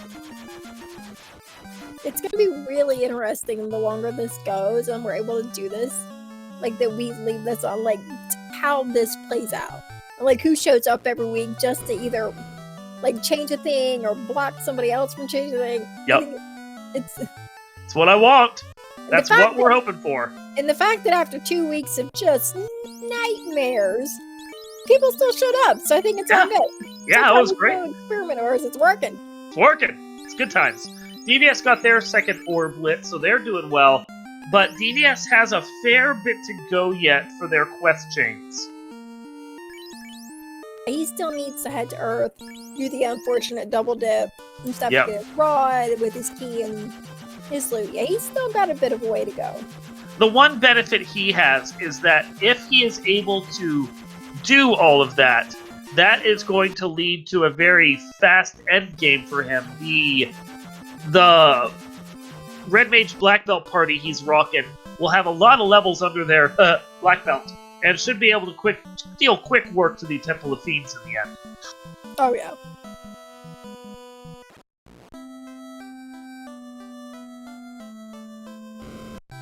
That's the one thing about black belts. Like, if you're a high-level black belt, they're just gonna, unless like Topher is a nightmare, you're gonna get through it really quick. Yeah. That's like definitely one of the benefits to having them. And with 0 loose, and in fact 4 dud spots, the black belt is favored as far as where you have to go and what you have to do for this. So, and of course with the randomized treasures as well, if you don't find anything worthwhile, you're better off with the black belt in that case anyway. That, I think sometimes it also, in a flag store where you don't have any gear, like swords or anything, incentivized, I think sometimes, or at least to me, it feels like it leans to where you might want to take that black belt also, because then you don't have to worry about finding a weapon because you've got 2 in your fist. You just have to have a level to make them work for a while. Yeah. So,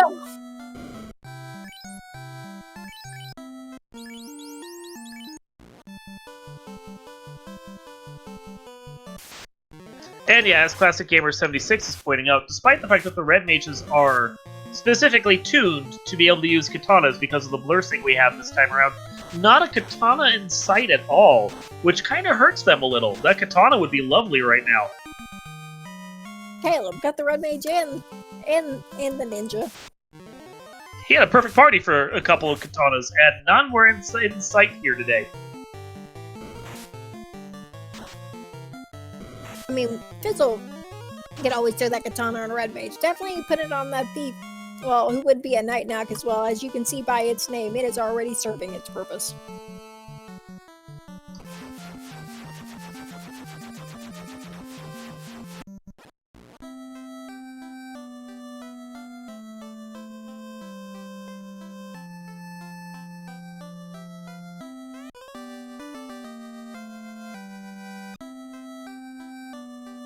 So Fizzle gets his rod, just needs to do a quick ordeals check, get that adamant, which will give him his key into Earth, and then he'll be a go move with that key, and then be able to do Temple of Fiends. DVS getting his tail.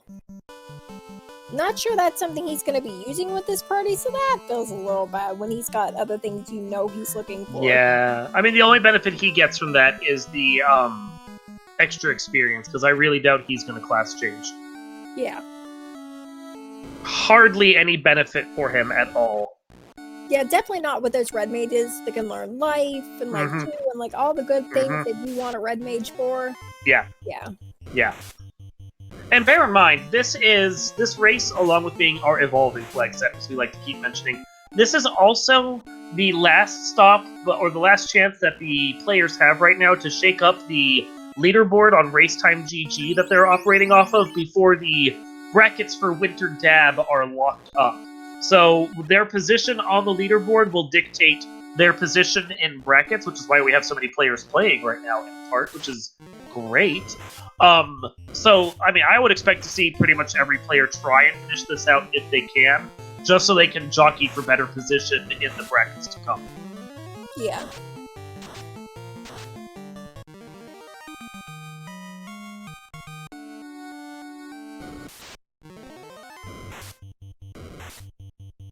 But hey, since you mentioned it, Winter Dab starts February 15th. Everybody should check it out. Join the Discord, get a fancy spectator tag, and you can watch all the races.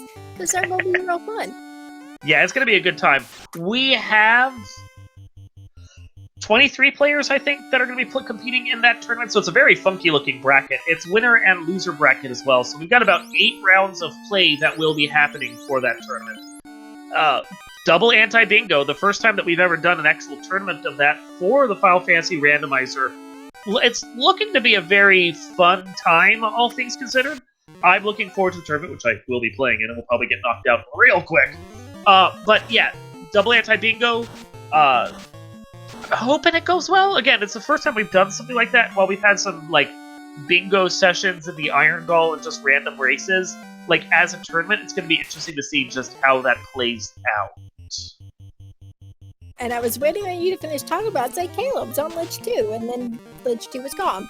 So, hi Lich, bye Lich, on to Carry 2. Liches, the Liches. Yep, while Fizzle gets his adamant, which is going to lead to his key, DVS about to get his loot, and Shadea's about to light his 4th orb, taking on a Kraken. It's busy on all the screens. Yes. And Caleb doing the check, getting himself a I think it was a +3x? Looked right, I think. Might be. Oh, Maybe. But I'll be honest, the numbers are so small on the screen that I'm watching that it's a little hard to see them. Between that and how fast they menu, I get it. You're racing. You won't be fast. But it's like, come on. Do your announcer bros a favor. Let us see what's right? going on. Yeah. Yeah, okay, chat confirming it was a light axe +3. You know, if you didn't have a better weapon, that's not a bad weapon. Yeah. Fizzle, with getting his key, hits go mode. We'll take that key and go check him some boxes, though. I have not done a check-in. I do not know where the rest of the players that we have in the pack are right now. As soon as we do know what the flag is that they'll be changing, though, we will, we've seen winners on screen so that we can report what's been going on behind the scenes. We will let everyone know what will be happening with our flag set for next week. Hey, there's that ribbon we needed in Sky. You know, I gotta say this, now that everyone else has been through there, I'm real glad no one else suffered the way Fizzle did. But it feels real bad that Fizzle saw such an awful Sky. So I look away, and Caleb is taking on Carrie. I look back, and suddenly everyone but the Red Mage is dead. That Carrie, too, was apparently quite nasty.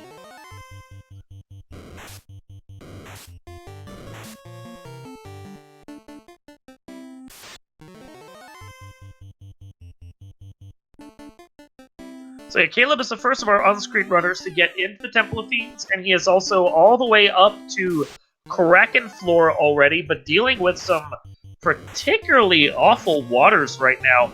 That is 2 nukes dumped into them, and some of them just are not dying.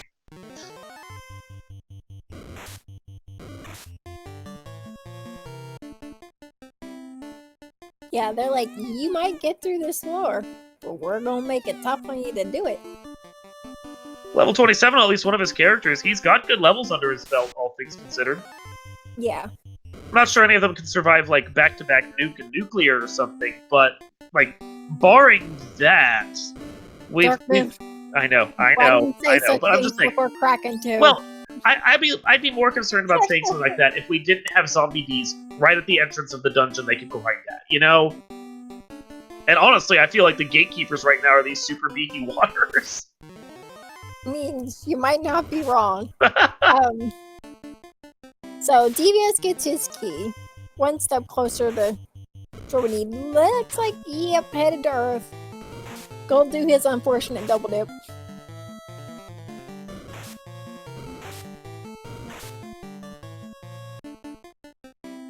Thankfully, that black shirt does do work against them, since they are weak to ice. And gets himself level 27 on the rest of his characters. Not complaining, and actually, now his ninja is at a point where they could potentially survive, like, a couple low-roll nukes. Gonna defense, gonna defense. Maybe not defense, maybe yes defense. Nuking. Nuking. Oh, those were sad nuke Viz rolls. 2. Oh yeah, they were really pathetic nuke rolls. So either it was just a bad luck on those rolls, or Kraken has some good MDef there.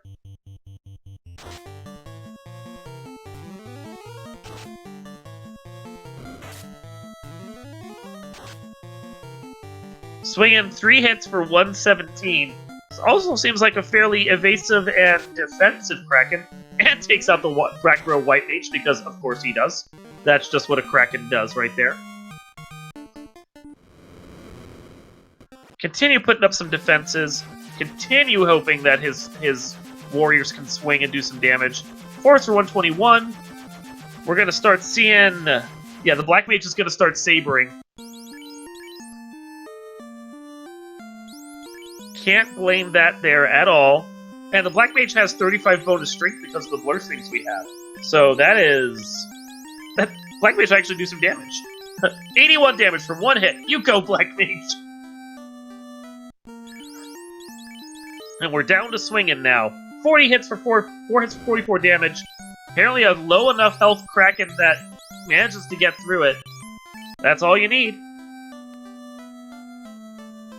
Like Caleb is taking down Kraken too. We've got Shadea's in Dwarf Cave, turning in his adamant, getting his key, putting himself in go mode. Should be hitting Topher soon. Fizzle just about to enter Topher. Caleb, meanwhile, gets caught by the Undead Pack.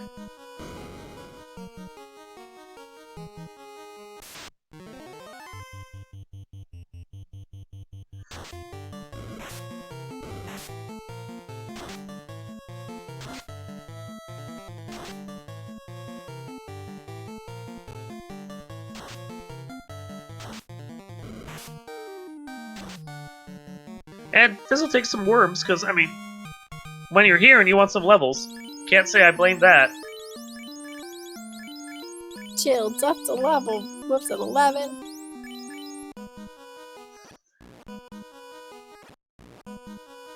Caleb getting no luck avoiding these encounters. Had that Undead Pack followed up by an Iron Column, all before finally getting to Tiamat. We are out of nuke on that Red Mage and Black Mage, which does not feel particularly great. No, but your Black Mage can swing for 80 damage on a dagger. Why not? Ooh.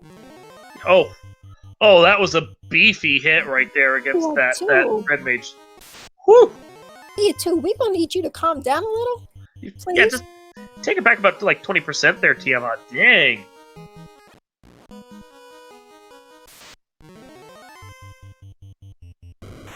Caleb trying to decide what the heck to do with that. That was surprisingly harsh right there. Gonna defense with the White Mage. That's a good call. You want that White Mage to survive, especially since they just got punched for 100. Yeah, good call indeed.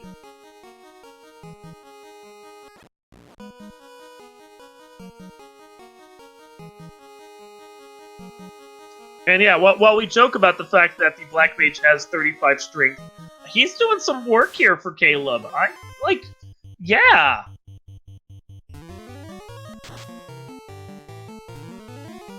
He's not getting a lot of hits off of it, but when he actually connects with the crit, it's great damage.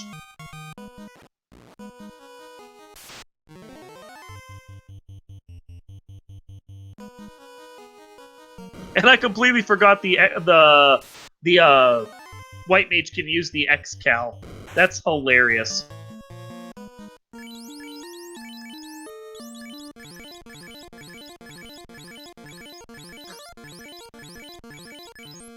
The crit rate, as you can see on the X-Cal, is not super great, but still, any chip damage you can get right now against a very beefy dragon like this, you're going to want to take. You just take all that you can get. Meanwhile, Fizzle is coming up against this carry that we saw was really nasty when Caleb took her on. Devious gets his floater from the dwarves, and Caleb is through Tiamat and onto the Chaos floor. So this is make or break time right here. We're going to see just how bad this Chaos can be.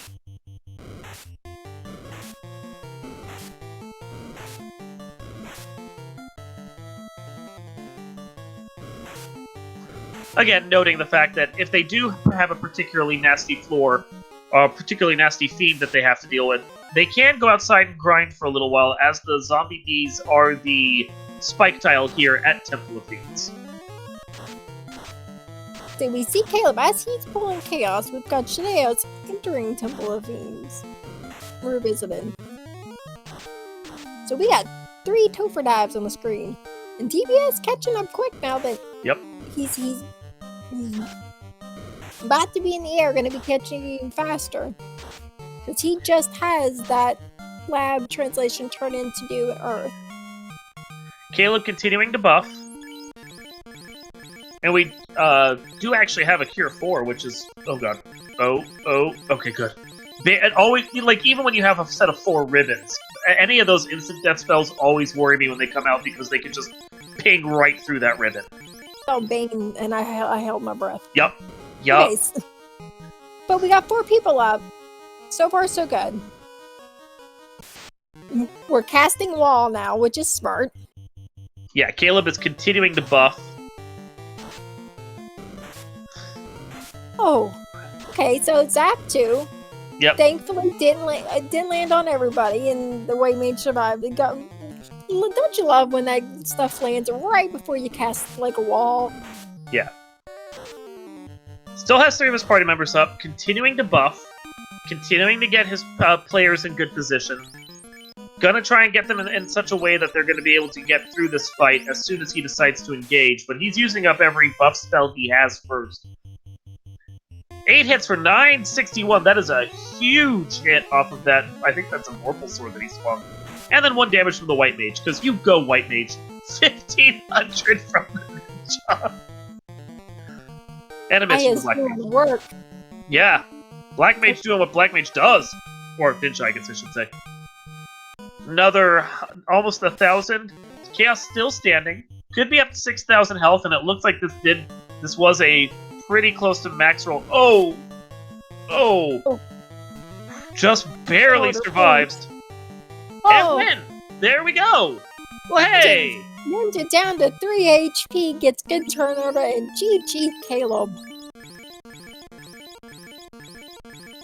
Very nicely done. Go check in and see if we can get an interview with him, but GG's to Caleb for being the first of our on-screen runners to finish this. And with that, I do want to report that before Caleb finished, we had Thunderclawed finish at official SRL. We don't use SRL anymore. Official racetime.gg time of 1 hour, 23 minutes, 23 seconds. He is our first place winner in this race. And then Deadpulse, one of our newest ducks and also a fantastic runner, deeply afraid of running into him during the spring tournament. Scares me silly. Oh yeah, absolutely. Second place, 1 hour, 32 minutes, 48 seconds. Caleb, official racetime.gg time of 1 hour, 39 minutes, 14 seconds. With that win, Thunderclawed gets to change one of the flags. I know he's hanging out here in chat with us. Hopefully he'll let us know what he's going to change for next week, so we can see just how this madness is going to evolve for the future.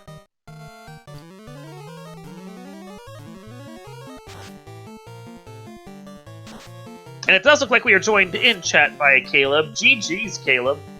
Thank you. That was interesting.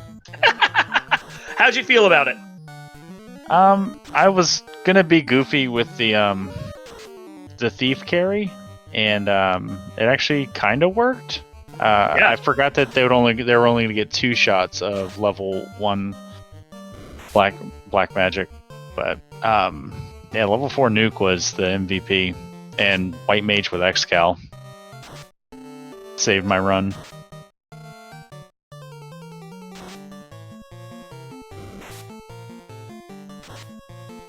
Yeah, that Temple of Fiends went a lot better than we've seen the last 2 weeks.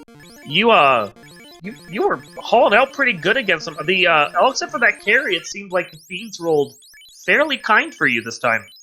I mean, Chaos with nuke in like the late rounds kind of spooked me, took my ninja down to 3 HP, so but that I had so many buffs dumped into that Vorpal, that thing was lawnmower man. It was! Well, I'll just state for the record, that nuke got you down to 3 HP didn't just spook you. I think we all clenched just a little there. We sure did. I think there was a couple of oh no's uttered right before you got a swing in and terminated, but with Fizzle on Chaos, who Tia was real unkind to everybody in that party but his fighter, and he does not have life on that fighter, so we are mid-moding Chaos. Yeah, Chaos had a pretty gross spell script. He did. He didn't seem particularly nasty when he punched, but like that nuke there and the zap and a couple of other spells were a little gross. Yeah. Oh, and he has was there a bonk? Did anybody find a bonk or anything? I don't No. think we saw it. Yeah. No. 3 defense swords. Yeah, I found 2 of them. I was like, I opened way more. Like, I don't know if I could have beat Thunder, but I feel like my time probably could have been close to dead pulses if I didn't open as many boxes. Like, I really wanted 2 katanas and Masa. Uh-oh. Okay, so Chaos had 2 nukes? Ugh. Uh-oh. Caleb, And you got fast. You got real lucky there. Yeah, you did, because there was a nuke. And a nuke falling right behind those.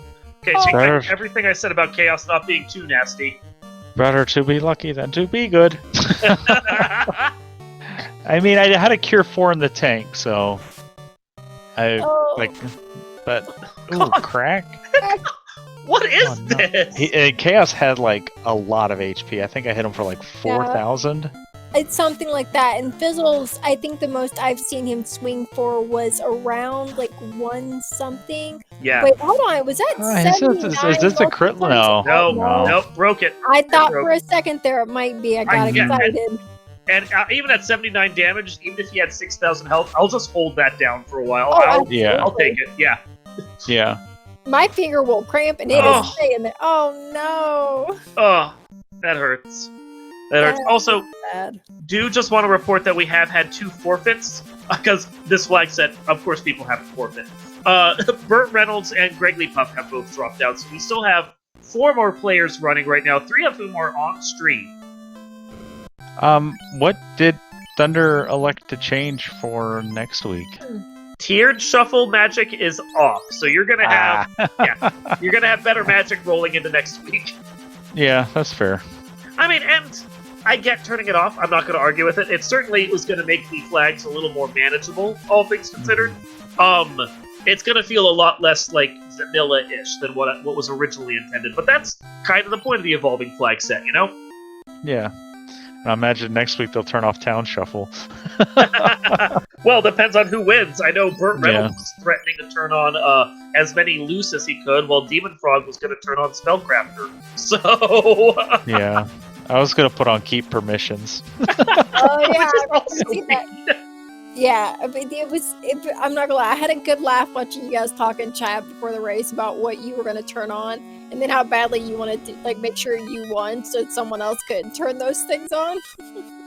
Did anybody else find the eyes and see with Nuke? Yes. Yes. Okay. Yes, did. Solo black belt got stunned, got nuked, got lucky, got out of it, and then said, "I'm out of here." I'm not touching these eyes again. Yeah, he was taking them for a little bit and saw like that they weren't kind, and I think after just getting dazzled and was stunned, and then they had sleep and they were pretty gross. Bad. I just saw the opening Nuke. Oh yeah, Yes. no, they had a few things. They were gross. Yeah. Yeah, his black belt got dazzled, and then the nuke came along afterwards and took out the red mage that he was, because he's been rocking a 2-man party the whole time, and he was lucky his black belt had as much health as he did, basically. Did anybody find more than 1 ribbon? Nope. Man, I was really banking on randomized treasures and better trap treasure. I try to like go out of my way to open the better trap boxes. But... Well, I'm kind of wondering if one of these wins is going to turn the randomized treasure from normal where it's at right now to like high. Mm-hmm. Yeah, we haven't seen a whole lot of good stuff, and that 1 ribbon though, like it's put in a lot of work this seed. It would be interesting if there was an option between normal and high. And give me that Gaia wealth. Like, yeah, well, not quite as like nuts as high treasure and a little, but like I don't know. I mean, I think one of the things that could make this flag set a little more manageable would be putting one of the ribbons like in the pool. Yeah. But at the same time, Yeah. I don't know. Like it's this is such a weirdly delicately balanced flag set to be just as evil as it is, you know? Yeah, double like all the duds with 0 incentive gear is interesting. Yeah. Because like if there's any piece of incentive gear, it tips you toward having a certain class in your party. But this like it's just kind of like do it like so. I just based my party on the Blursings, and I was like, cool. Well, if I find an X-Cal, my white mage can do that. If I hopefully I'll find a couple katanas, because then I'll have red wizard and ninja katanas, and then if I get a Masa, the black wizard with all that strength, that'll be fun. And then none of that happened except the X-Cal. Yeah.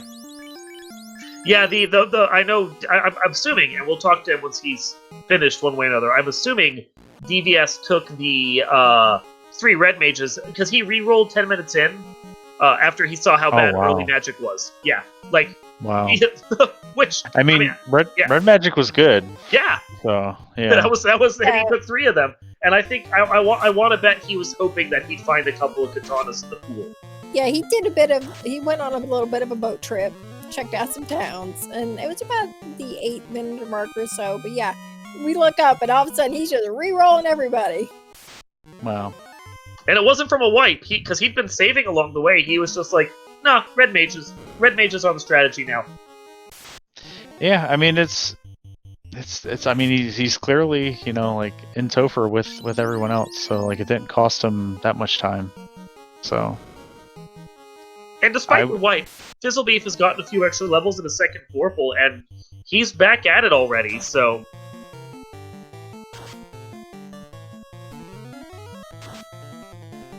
oh, it looks like we've had another forfeit from the race at this point, as Demon Fog has dropped out.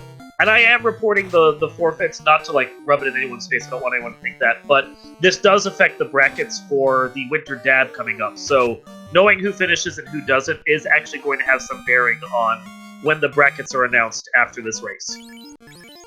I'm gonna go ahead and kill my stream. No, you're good. You're good. I think they probably have you paused. Yeah, it looks like it.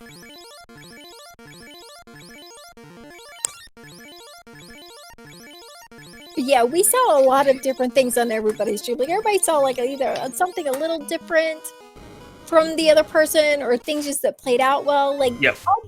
3 of the 4 of you had pretty okay times in like Sky, Mirage. It wasn't too bad.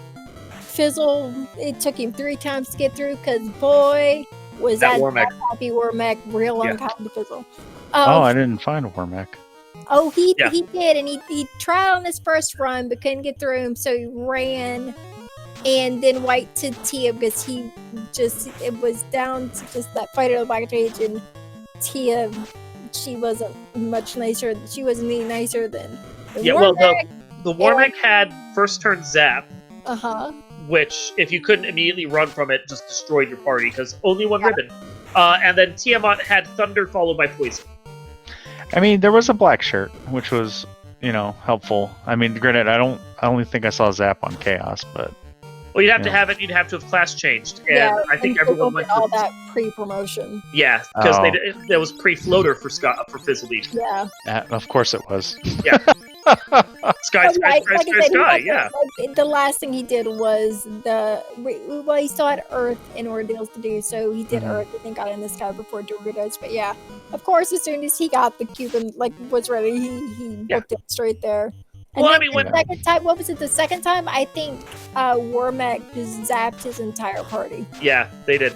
Well, and when you're thinking about the fact that the way that this played out, Floater was basically locked behind the Earth Cave Ruby, like, which you'd have to do to then go get the rod afterwards. That's just a really ugly, like, fetch quest. Yeah. Yeah, I mean, that's what I ended up doing, but because I was like, I'm down between Earth and Sky, I'm going to go to Earth. You're in the neighborhood. Yeah. Yeah. And the proximity play in that case was the right thing to do, all things considered.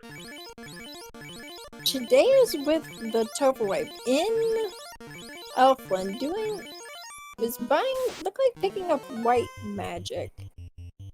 And a house, because it looks like he's out in some fields. Well, the level 3 and level 4 white magic was where all the good stuff was. Yeah. Yeah. It looked pretty good. It's after midnight here. I'm gonna let y'all get back to calling race. I'm gonna go You're to good, bed. dude. GG's on that. You did. Thanks. You did fantastic. Yeah. Go sleep. Good night, everybody. Good night.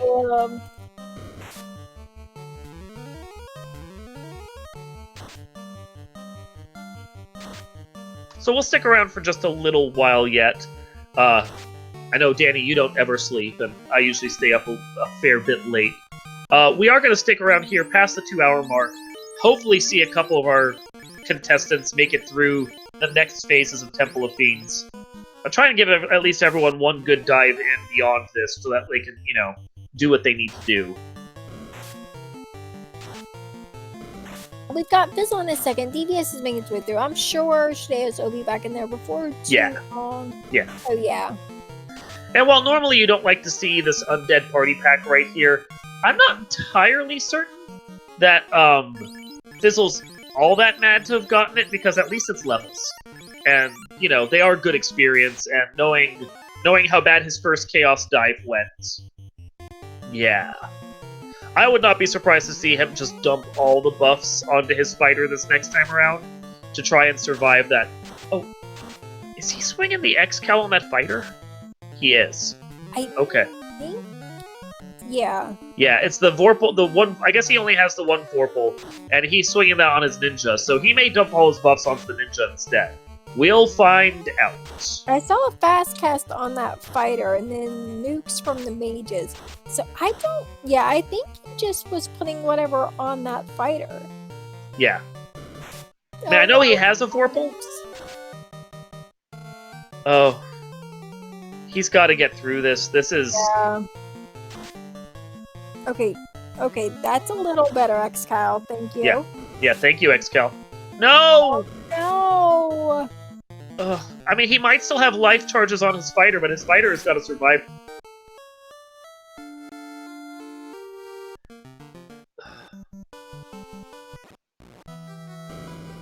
That is a brutal Tiamat. He has not forfeited yet, though, so... And you know Fizzle better than I do. Like, what is his frequency for forfeiting? Not often. Okay. Not often. So, I think at the very least he's in it for one more or two. One more, yeah. After this one, if he doesn't, if he sticks it out, I could see him doing, trying for more levels, maybe making an adjustment. I'm just really hoping that after everything he's seen this seed, that he gets he can get through this, get decent turn order that's gonna get him through this, and it works out a little better because this is rough. I'm just happy we had 3 people finish, one of them on stream. That is considering how bad our batting average was for what was it? 1 person finished out of 9 last week? No, I think that was the first week. Last week we had the 5, and we had 1 person finish off stream, and then the 4 people on stream all forfeited. We had someone on stream finish. I'm happy. Oh, wow. Progress, Dark Moon. Progress. Next week's gonna be better, I'm sure, because the magic should be better. Yes. Wow. Next week when people are mad at us for different reasons. Oh, yeah, no. Well, you roll the next one, so... I mean, it's only fair. We did agree to take turns. Yup. Oh. Yeah. One finish on stream is a PB for us right now. Thank you, chat.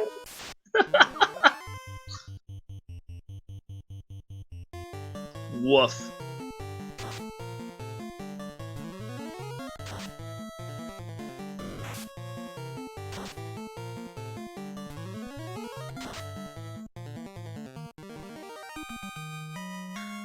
Of the players we have on stream, and let's be honest about this, that Tiamat is highly evasive and highly beefy. But of the players we have on stream, I do like the odds of DVS getting through this, just because of the fact that his black belt can punch for glory. Yeah, he's definitely... Oh! Oh! That's the first time we've seen that, right? I'm not crazy. Tia, what was that? as our tracker notes, well, we found the cure 4. Sure. Oh man. Oh my god, that's rough. Woo! Oh, apparently Deadpulse, who's now hanging out with us in chat, saw that cure 4. We are so sorry, Deadpulse. And of course, it had to land on the beefiest fiend we have in the dungeon. Okay, but we did get through. So We did. through. We're doing good. Good levels on that black belt. I need to talk to Wild Ham about how the nursing works when it comes to HP, because technically the black belt is supposed to have black mage HP, but he's definitely at level 30, got way more than a black mage would have at level 30. So I want to know if that's like growth, or if it's just black mage starting HP, or how that works exactly. Actually, a good question that I Yeah. cannot help you answer. No. Someone in chat may know. I don't know. Ah, they're saying because of better vitality by default on the black belt, even if he has the black mage health growth, he'll still do better with the vitality on top. That makes sense, I guess. Well, there you go. It's. I trust you that it makes sense because, well, I'm just gonna say it does. Like, I do Yeah. a lot of work on scheduling Yeah, and yeah. events. Uh-huh. I play this, Yeah. but I don't play it well, and I don't know No. any of that stuff. And you're better at this game than I am, so if you don't know it, you know. I fear that is one heck of an exaggeration. But speaking of somebody who is definitely much better than I would ever dream of being TBS on his chaos fight. Yes. Dan, you will note that he put his black belt in the 3rd slot. That is just in case he gets down to just the black belt and no one else. Thank you for not dying there for that bane. He can try and get that black belt into a crit loop and hopefully hold A and pray and survive. That's just one of those weird quirks about the way Final Fantasy is programmed. It's been explained to me why that 3rd slot is better. It's more likely to have a crit. You can get a crit loop on Yeah, any of the exactly. slots, but it's yeah. better on the 3rd or 4th for some reason. Yeah, I know that spot there. Why he's throwing out nuke and is fast and he's fast and oh no. No! Oh! No, his power! Oh, he's just staring at it. He looks defeated now. Oh.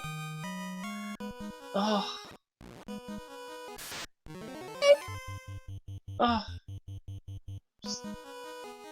Okay. Oh, Chaos is poisoned too. Come Yeah. on, C. So waiting for the fences, little buddy. Okay, lit 2's not bad. Okay, that swing was not what we needed. Okay, oh!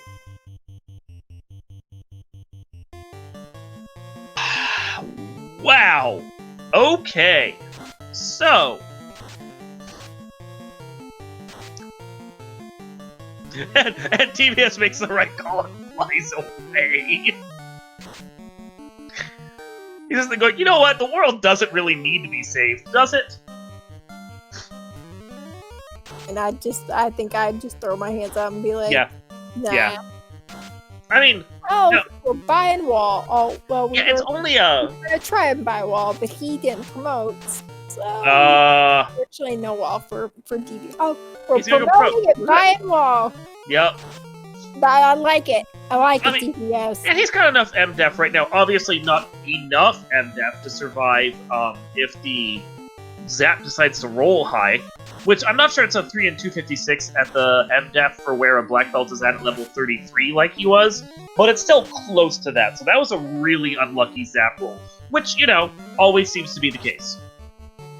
Oh, okay. I was gonna say, watching Fizzle's fight really close because I wasn't sure when that Cure 4 was coming, and he didn't know it was coming, but it was real smart. Like the blade plate, it was just like swinging nukes, and he got through. So he's getting through Very the chaos, nice. and he's getting through with the full party. Full party. That's going to help. Yeah. Now, we do know there's a Definitely. Bane and a Zap in the pool. I'm not sure if Fizzle saw all of that. I don't know how much he saw. I know he saw a good chunk of the things Yeah. there when he got through with just his fighter. That's true. He did. He was swinging around away for a while with the fighter. So, and he looks like he wants to take this pack, which again, get the extra levels in. Honestly, I don't blame him. And even No. if it wasn't for levels, I've seen this Yeah. encounter wipe many people Crack at people. the end of their run because vampires are mean and they hit like trucks. Yep. And every time, like after watching so many people just die to that and almost at chaos or almost at Tia, like if I have whatever to get through that, I'm taking it because honestly, it seems like your chances are better if you just fight them and then run than try to run from them. Now, I will note that all the white magic here landed pretty good for the red mages, but if it hadn't, that was the reason why I threw in the ability to recruit white and black mages at the pubs, just in case there was something you desperately needed that your red mage couldn't learn. Okay, so we're doing a little jiggling. All right, now we've got everything we wanted.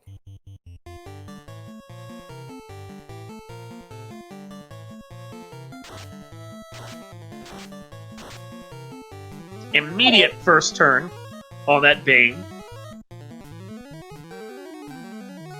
But he does have three shots of evade on the fighter now, which is good. It's gonna get the wall up.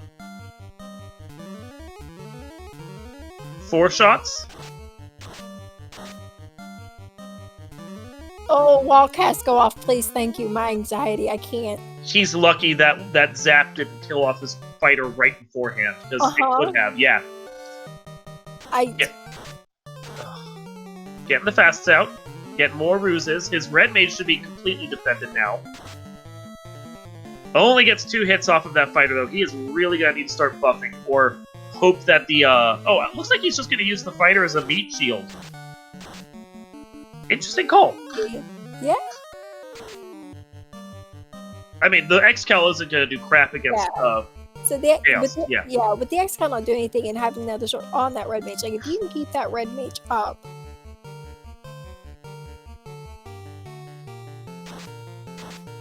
Which he's trying. He's going drink strats. And I think the red mage has, Cure 4. If so, it might be a good time to use it. I would think it would be, because, that nuke is coming. Okay, we're getting damage out. We're definitely swinging for more than we did the last time. Uh-huh. Oh, God. Please say you have a Cure 4. Please say you have a Cure 4. You've got a heal helm. Okay. Okay, if he had Cure 4, he would have used it. He doesn't have Cure 4. There's a big fat no to the Cure 4. Thankfully, he has a ribbon and a wall, has walled that fighter, so crack doesn't land. We're heal helming again, try and get HP up before anything else nasty comes. He's gotten about 1,000 of damage, I think, out right now. Definitely 1,000 at this point.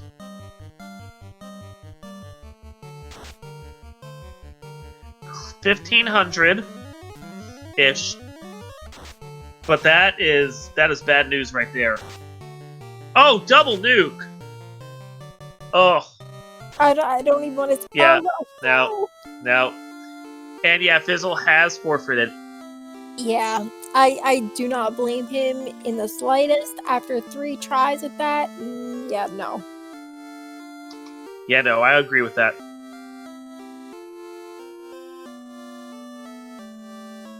I mean, the chat is saying this seed is cruel. This is, I'm going to be honest with you, the nicest seed we've seen so far from this set. I mean, kinda.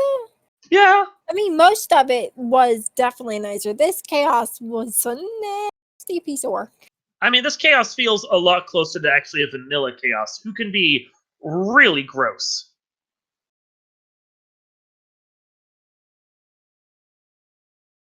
Deadpool's in chat agreeing. It's the first one he's finished of this flag set. Look at that.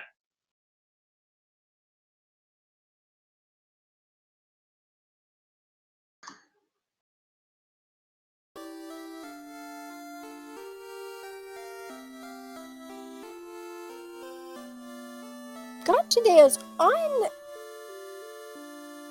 E2. I'm not entirely sure how much damage he's got into this fight, but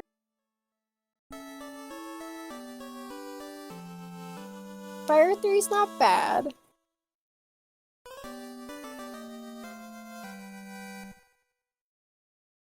And I see we are joined in chat now by Lord Fizzlebeef. GG's on your run. That chaos was gross, sir. Everything about that seed was gross. I was about to say, Dark Moon, I think you left out a couple things in your description, because there was a lot in that, and it's not good. I'm standing behind the fact that this was the nicest we've seen this flag set roll yet. I can't even argue with that. I don't necessarily think I had a problem with the flag set, or possibly even the seed, technically. Mhm. It was just everything that could have gone wrong for me did go wrong for me. Mhm. Like, Mm-hmm. the second deep wipe in Sky was when I knew that I was not getting anywhere near, like, pole position. And that's like a white hurt us all. Oh, that hurts deep. Gambling everything on, well, because the hint NPC said that Oxio was in Sky, so it's like, okay, we're gonna hinge everything on something being in C, and not only was it a dud, it was just plain old cash. Oh. And then Topher Fiends, man. Like, when I needed them to melee, they just rifled through spells. When I needed them to cast bunk garbage spells, suddenly it's super crit time. Like, nothing worked. Had you thought about maybe just hanging out outside at the zombie D tile in Topher and just grinding for a little while there? No, because I was done. Okay, I mean that's entirely fair. I had the levels for the stats. Yes, I could have leveled more. Yes, I could have spent more time doing this, but I don't wanna. No, that's fair. It's 12:45 Eastern. I cannot blame you for that. It's entirely fair. 'Cause So- it was gross. Since Caleb let us know what he would have done, what would you have done if you'd won? Like, what flag would you have changed? I would have changed Power Word Threshold to 1200. That cuts both ways, though. Saw that comment in the chat before Get the race, ribbons. and I went, wait, hold on. Is that already on, or is that what he's saying change? And I went and checked the flags. That Oh no, that's what's getting changed if you would. wouldn't have helped you here. There was only one ribbon. I don't. Well, also I don't recall seeing any stuns or quad X's, so I would have been fine. That's true. That's true. That's a funny one. I like that. Thunder did change it so that we have tiered shuffle off now for Magic. So next week's Magic should be better. Theory. In Question theory. mark. In theory, question mark. I mean, the mix should be more randomized than it is right now. That level 1 Magic was garbo. Mm-hmm. Okay, so I missed it. Shideo's pulls chaos. I think it was either maybe the Zapper Bane, but we're down to mages. Yup. Yeah, he got Bane down to 2. And I'm guessing Cure 4 was not Red Mage learnable. I don't recall being able to learn it. I don't remember where it was. Level 6, I think. I know where we did find it though. Yeah, Was Tia it- had it. See it too. Oh, no kidding. Yeah. Yeah, I like after we saw Shideo, I think it was Shideo's got it on his first time through. So your next time through, like your last time through, like where it's after we had seen it, and I was just watching like, oh, please no. Please Yeah, not that on top of everything else. Yeah, I just saw the 25 X-Cal swing just plink off the side of Tia, even with a fast and a temper, and I was just like, you know what? This seems like a good fight to just blow all my nukes. Yeah, no, that was entirely the right call there. Ugh. This chaos is ridiculous. So, and that's Shadeos actually forfeiting at that point too, which we will. Yeah, no kidding. Mm-hmm. I'm just happy we had someone on stream finish.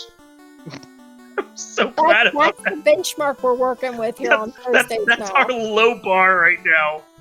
I mean, I've got confidence in DVS. He's got a black belt. He did the sensible thing.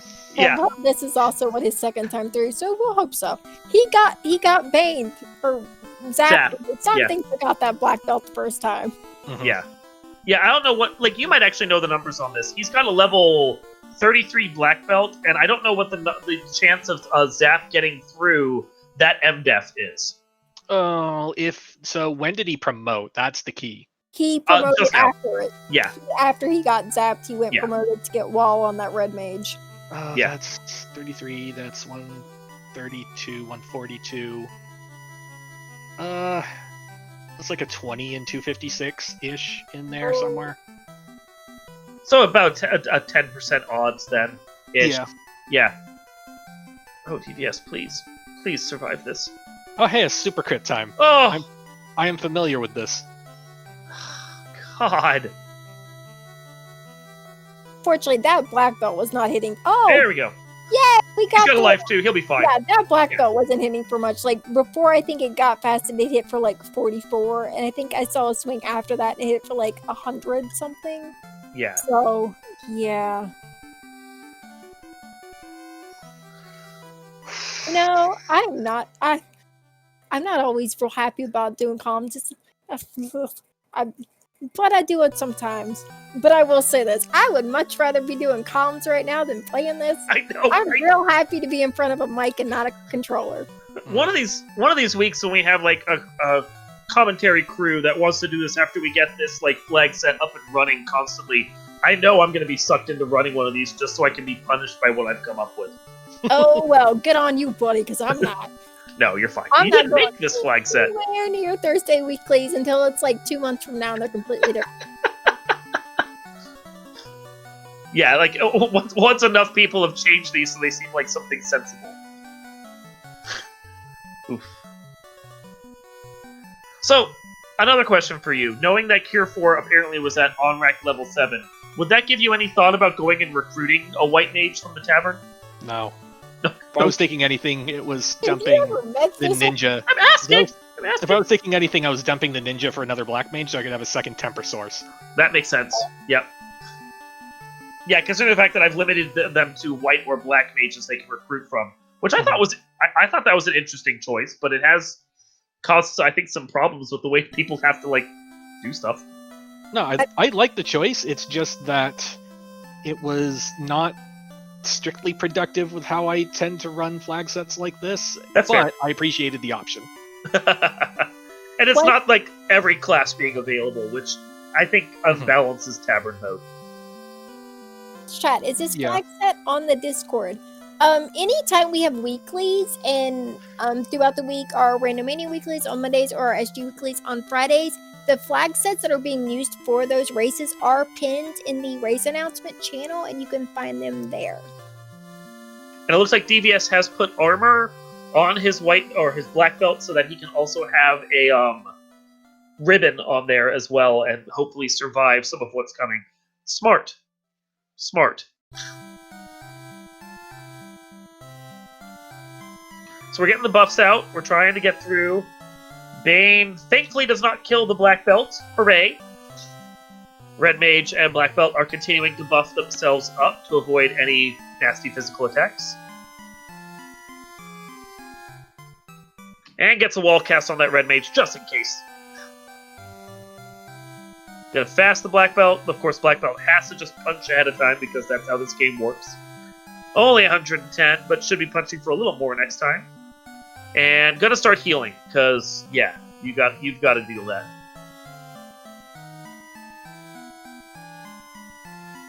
Ten hits for 248. That's a good start. Hopefully he does not have temper. Okay, so that's going to be our output right now. 5 hits for 429. Good, better. That's 700 damage done so far, and I think this Chaos was near max HP that was available to him. Because of course he was. Figures. Because of course he was. 11 hits for 200 and something. Oh. Almost got 1,000 damage in. Yay! You No, know that's the wrong it's bad direction. when you know it's bad when you're using the heal staff. It's the best healing they've got. I think we're up around 1,500 damage right now. Heal 3, but he ran out, so it's heal staff strats. I was too tilted to go back for my heal 3 in life too. So, definitely almost 2 grand. That's well over 2 grand damage at this point. There's the nuke. Nuke doing nuke things. Gets out the heal 3. Second nuke. Wow, Red Mage survives! Woo! This is Kangaroo Court. Not gonna survive that, though. Nope. Oh, okay. Okay, DVS, you can do this. Come on, DVS.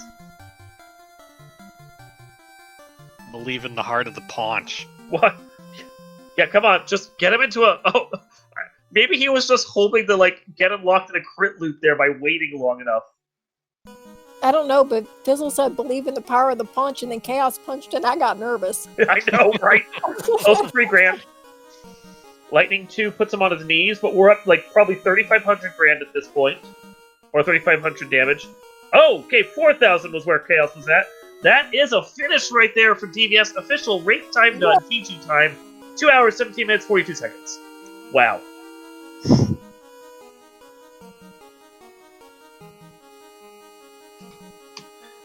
Yeah, so Thunder took a black belt and he finished first.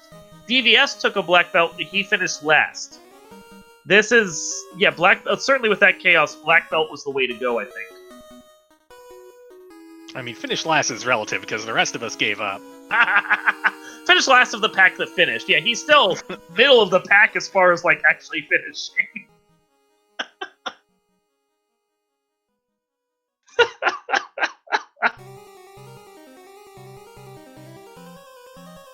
Hey, point is, we got 2 finished screens on the Dude. stream right now. Yeah! High five, buddy. Yeah! Get Is that there. 100% improvement on last week? Oh my Yeah. god. Well, Last week we had 4 people on stream forfeit. Oh, sweet. Infinite So- scaling. Yeah, it is. probably. I mean, a way of looking at it is the previous couple weeks, I think only one person finished. So as far as, like, how many people have finished, that's like 400% improvement. Wow.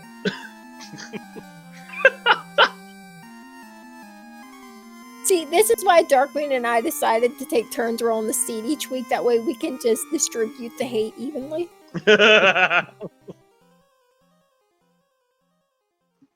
And so we are just waiting for DVS to bounce into the booth. So we can have a friendly chat with them.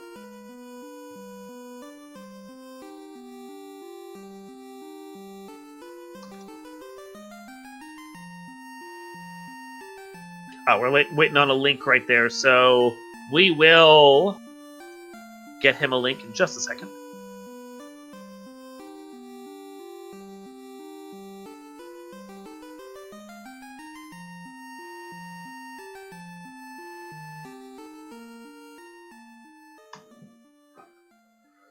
Whew. And we are now joined in the booth by DVS, who is the second of our on-screen runners to finish. DVS, how do you feel about how that went?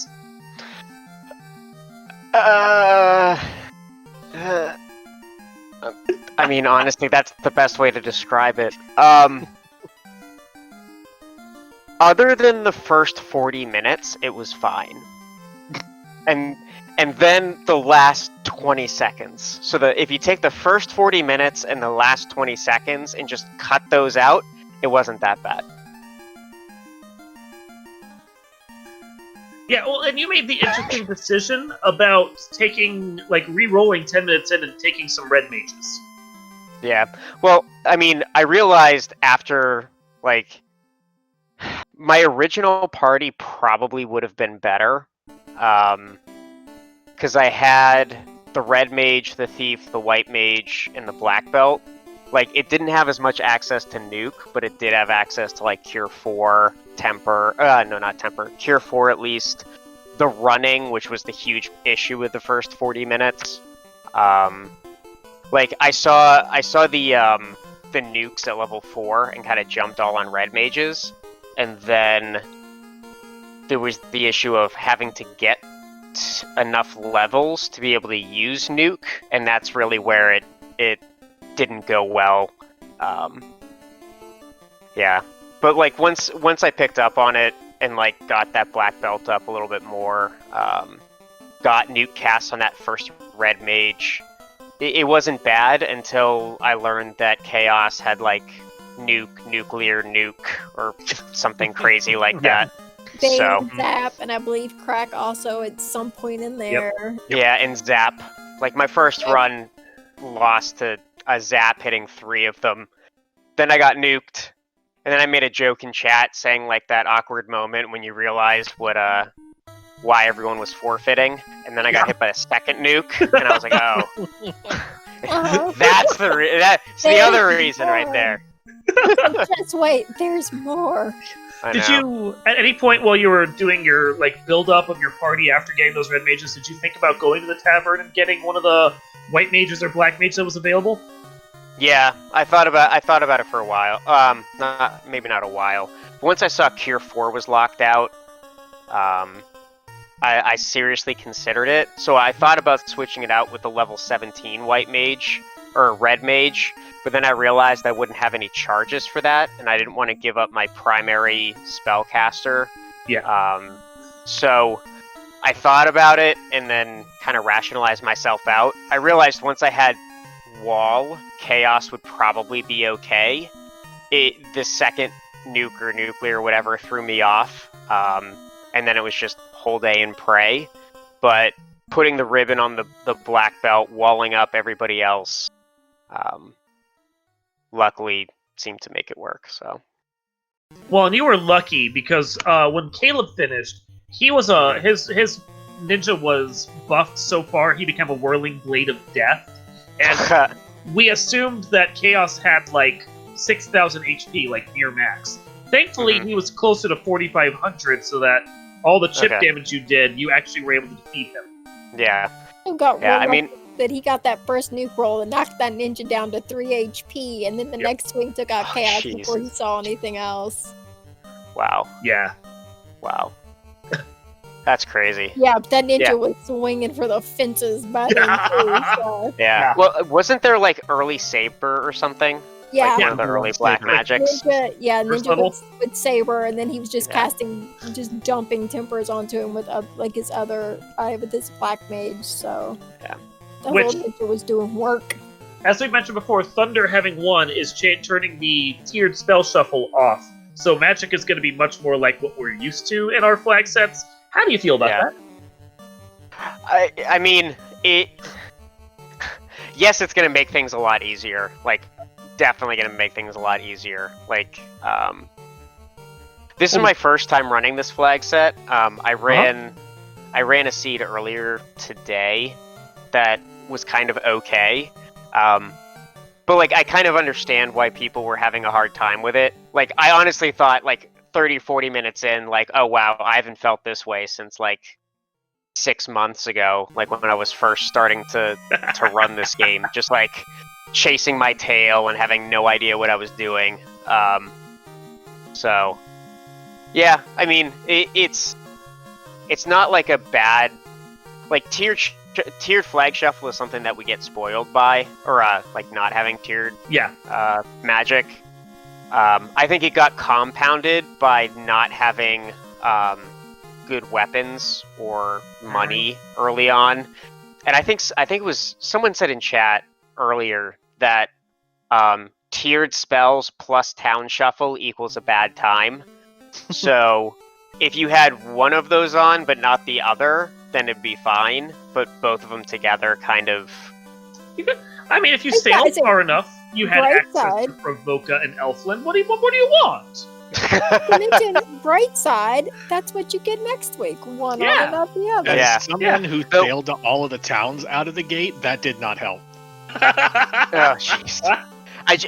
That's what I did too. Like, I sailed, and then I forgot that you could actually sail to Onrak to see what Provoca was. Well, but yeah, like the best magic was at Elfland because Canaria was kind of Garbo and Provoca was real Garbo. Yeah. So, like, my mindset was like, oh, look, I have Nuke at level 4. I'll get Nuke on everybody, and life will be dandy. So I did the reroll trying to big brain it, and it ended up costing me about a half an hour of desperately trying to find money and something to get me levels. Yeah. And I eventually found the black shirt in Armory. Yeah. And got like super Yeah. excited before I got wiped. And then luckily found, what was it, Zeus the Thor hammer in Earth 1. Yeah. Well, And once I found that Thor hammer, it was like easy sailing. Well, so. you know magic is bad when you're sitting there with a black shirt and a Thor hammer going, I'm set! Yeah, exactly. Honestly, it was funny because, and I mentioned it during the race, Fizzled was checking like the hint givers and saw a hint about where the black shirt was. Mm-hmm. And literally 2 seconds later, you picked it up. Okay. You guys play co-op, like come watching a co-op I play. know. Yeah, it's. You say hint givers, and I'm like, oh, right. I told myself before this run that I should probably do the hint givers. No, you shouldn't Nope. have. that They bodes so led They wrong. led you on a bad trail. I say they may have Yeah. led Fizzle astray.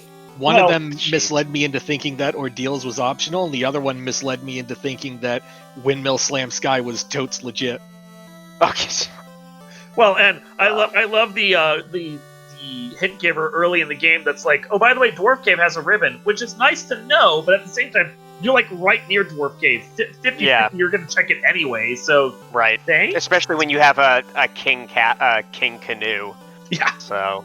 And Like someone the giver in Melman that told you where the crown was, even though you got the crown in the first couple of minutes of the game. I was like, thanks, pal. I'm so glad. Yeah. Thanks for King, that King has the information. crown. Really? Okay, great. Thank you.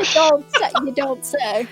Yeah. The hint givers when you don't have any loose key items are humorous. They are. So.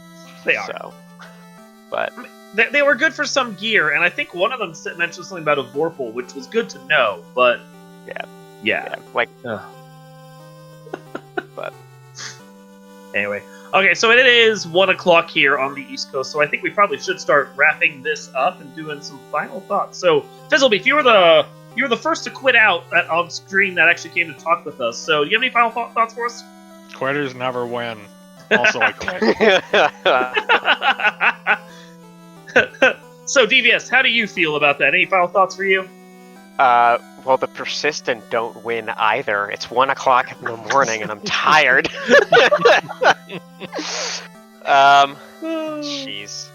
Yeah, I mean, I don't have any final thoughts. I'm tired. It's That time is for bed. entirely fair. Like honestly, the last hour and a half, I've just been thinking, what am I doing? What am I doing? I wonder if they ask me what my plan is, because I don't have a plan. I'm just going places. Like, that's been my mindset I this mean, entire run. you are in Winter Dab. Once you entered the race, I actually don't think you, like, looking at the scoreboard, I don't think you changed position at all as far as your own points are concerned. Oh, no. Do you know what's funny? What? Go ahead, Danny. I think you're about to say what I'm gonna say. Oh, no. Um, Go ahead. I'm laughing. Just go ahead. Well, if you look at the race leaderboards, I joined this race to try to, get a couple extra points, smart me. Yeah. And I earned zero points Zero, for yeah. today. Like, I've never seen a scoreboard where it just tells you the score you had ahead of time because you're not getting any better. So it's like, oh god. I lost do points think- out of everyone. I do think just by finishing and not forfeiting, you actually did improve your placement, though, because Oh, did I? Fizzleby fell below you. Oh no. I have no idea how this bracket's gonna, like I said before the run, like, I feel like no matter where I am in the bracket, there's gonna be somebody that comes in and snipes, like, Oh my god, Like- it's gonna be so weird. So, are you guys looking forward for Winter Dab? Yes. yes, let's just say that Bingo and I have a pretty bad relationship. I know. I So, hope. like, No cabins or tent. House I would. is fine. Yes. I was gonna say there's a particular tile that if I ever have to do it, I should just forfeit before the run because I'm just. Just don't invest in real estate. You'll be fine. Oh be good. God, yeah, I Just buy know, tents. You'll be fine. I know. Well, you say that, and then Yeah, then you buy like cabins. Yeah. you're an hour and a half into the game, and all 5 towns don't have tents. So Yeah, you're sitting there going, I'm just going to buy a cabin and take the 2-minute time loss. I don't care. I need to save. yeah, pretty much.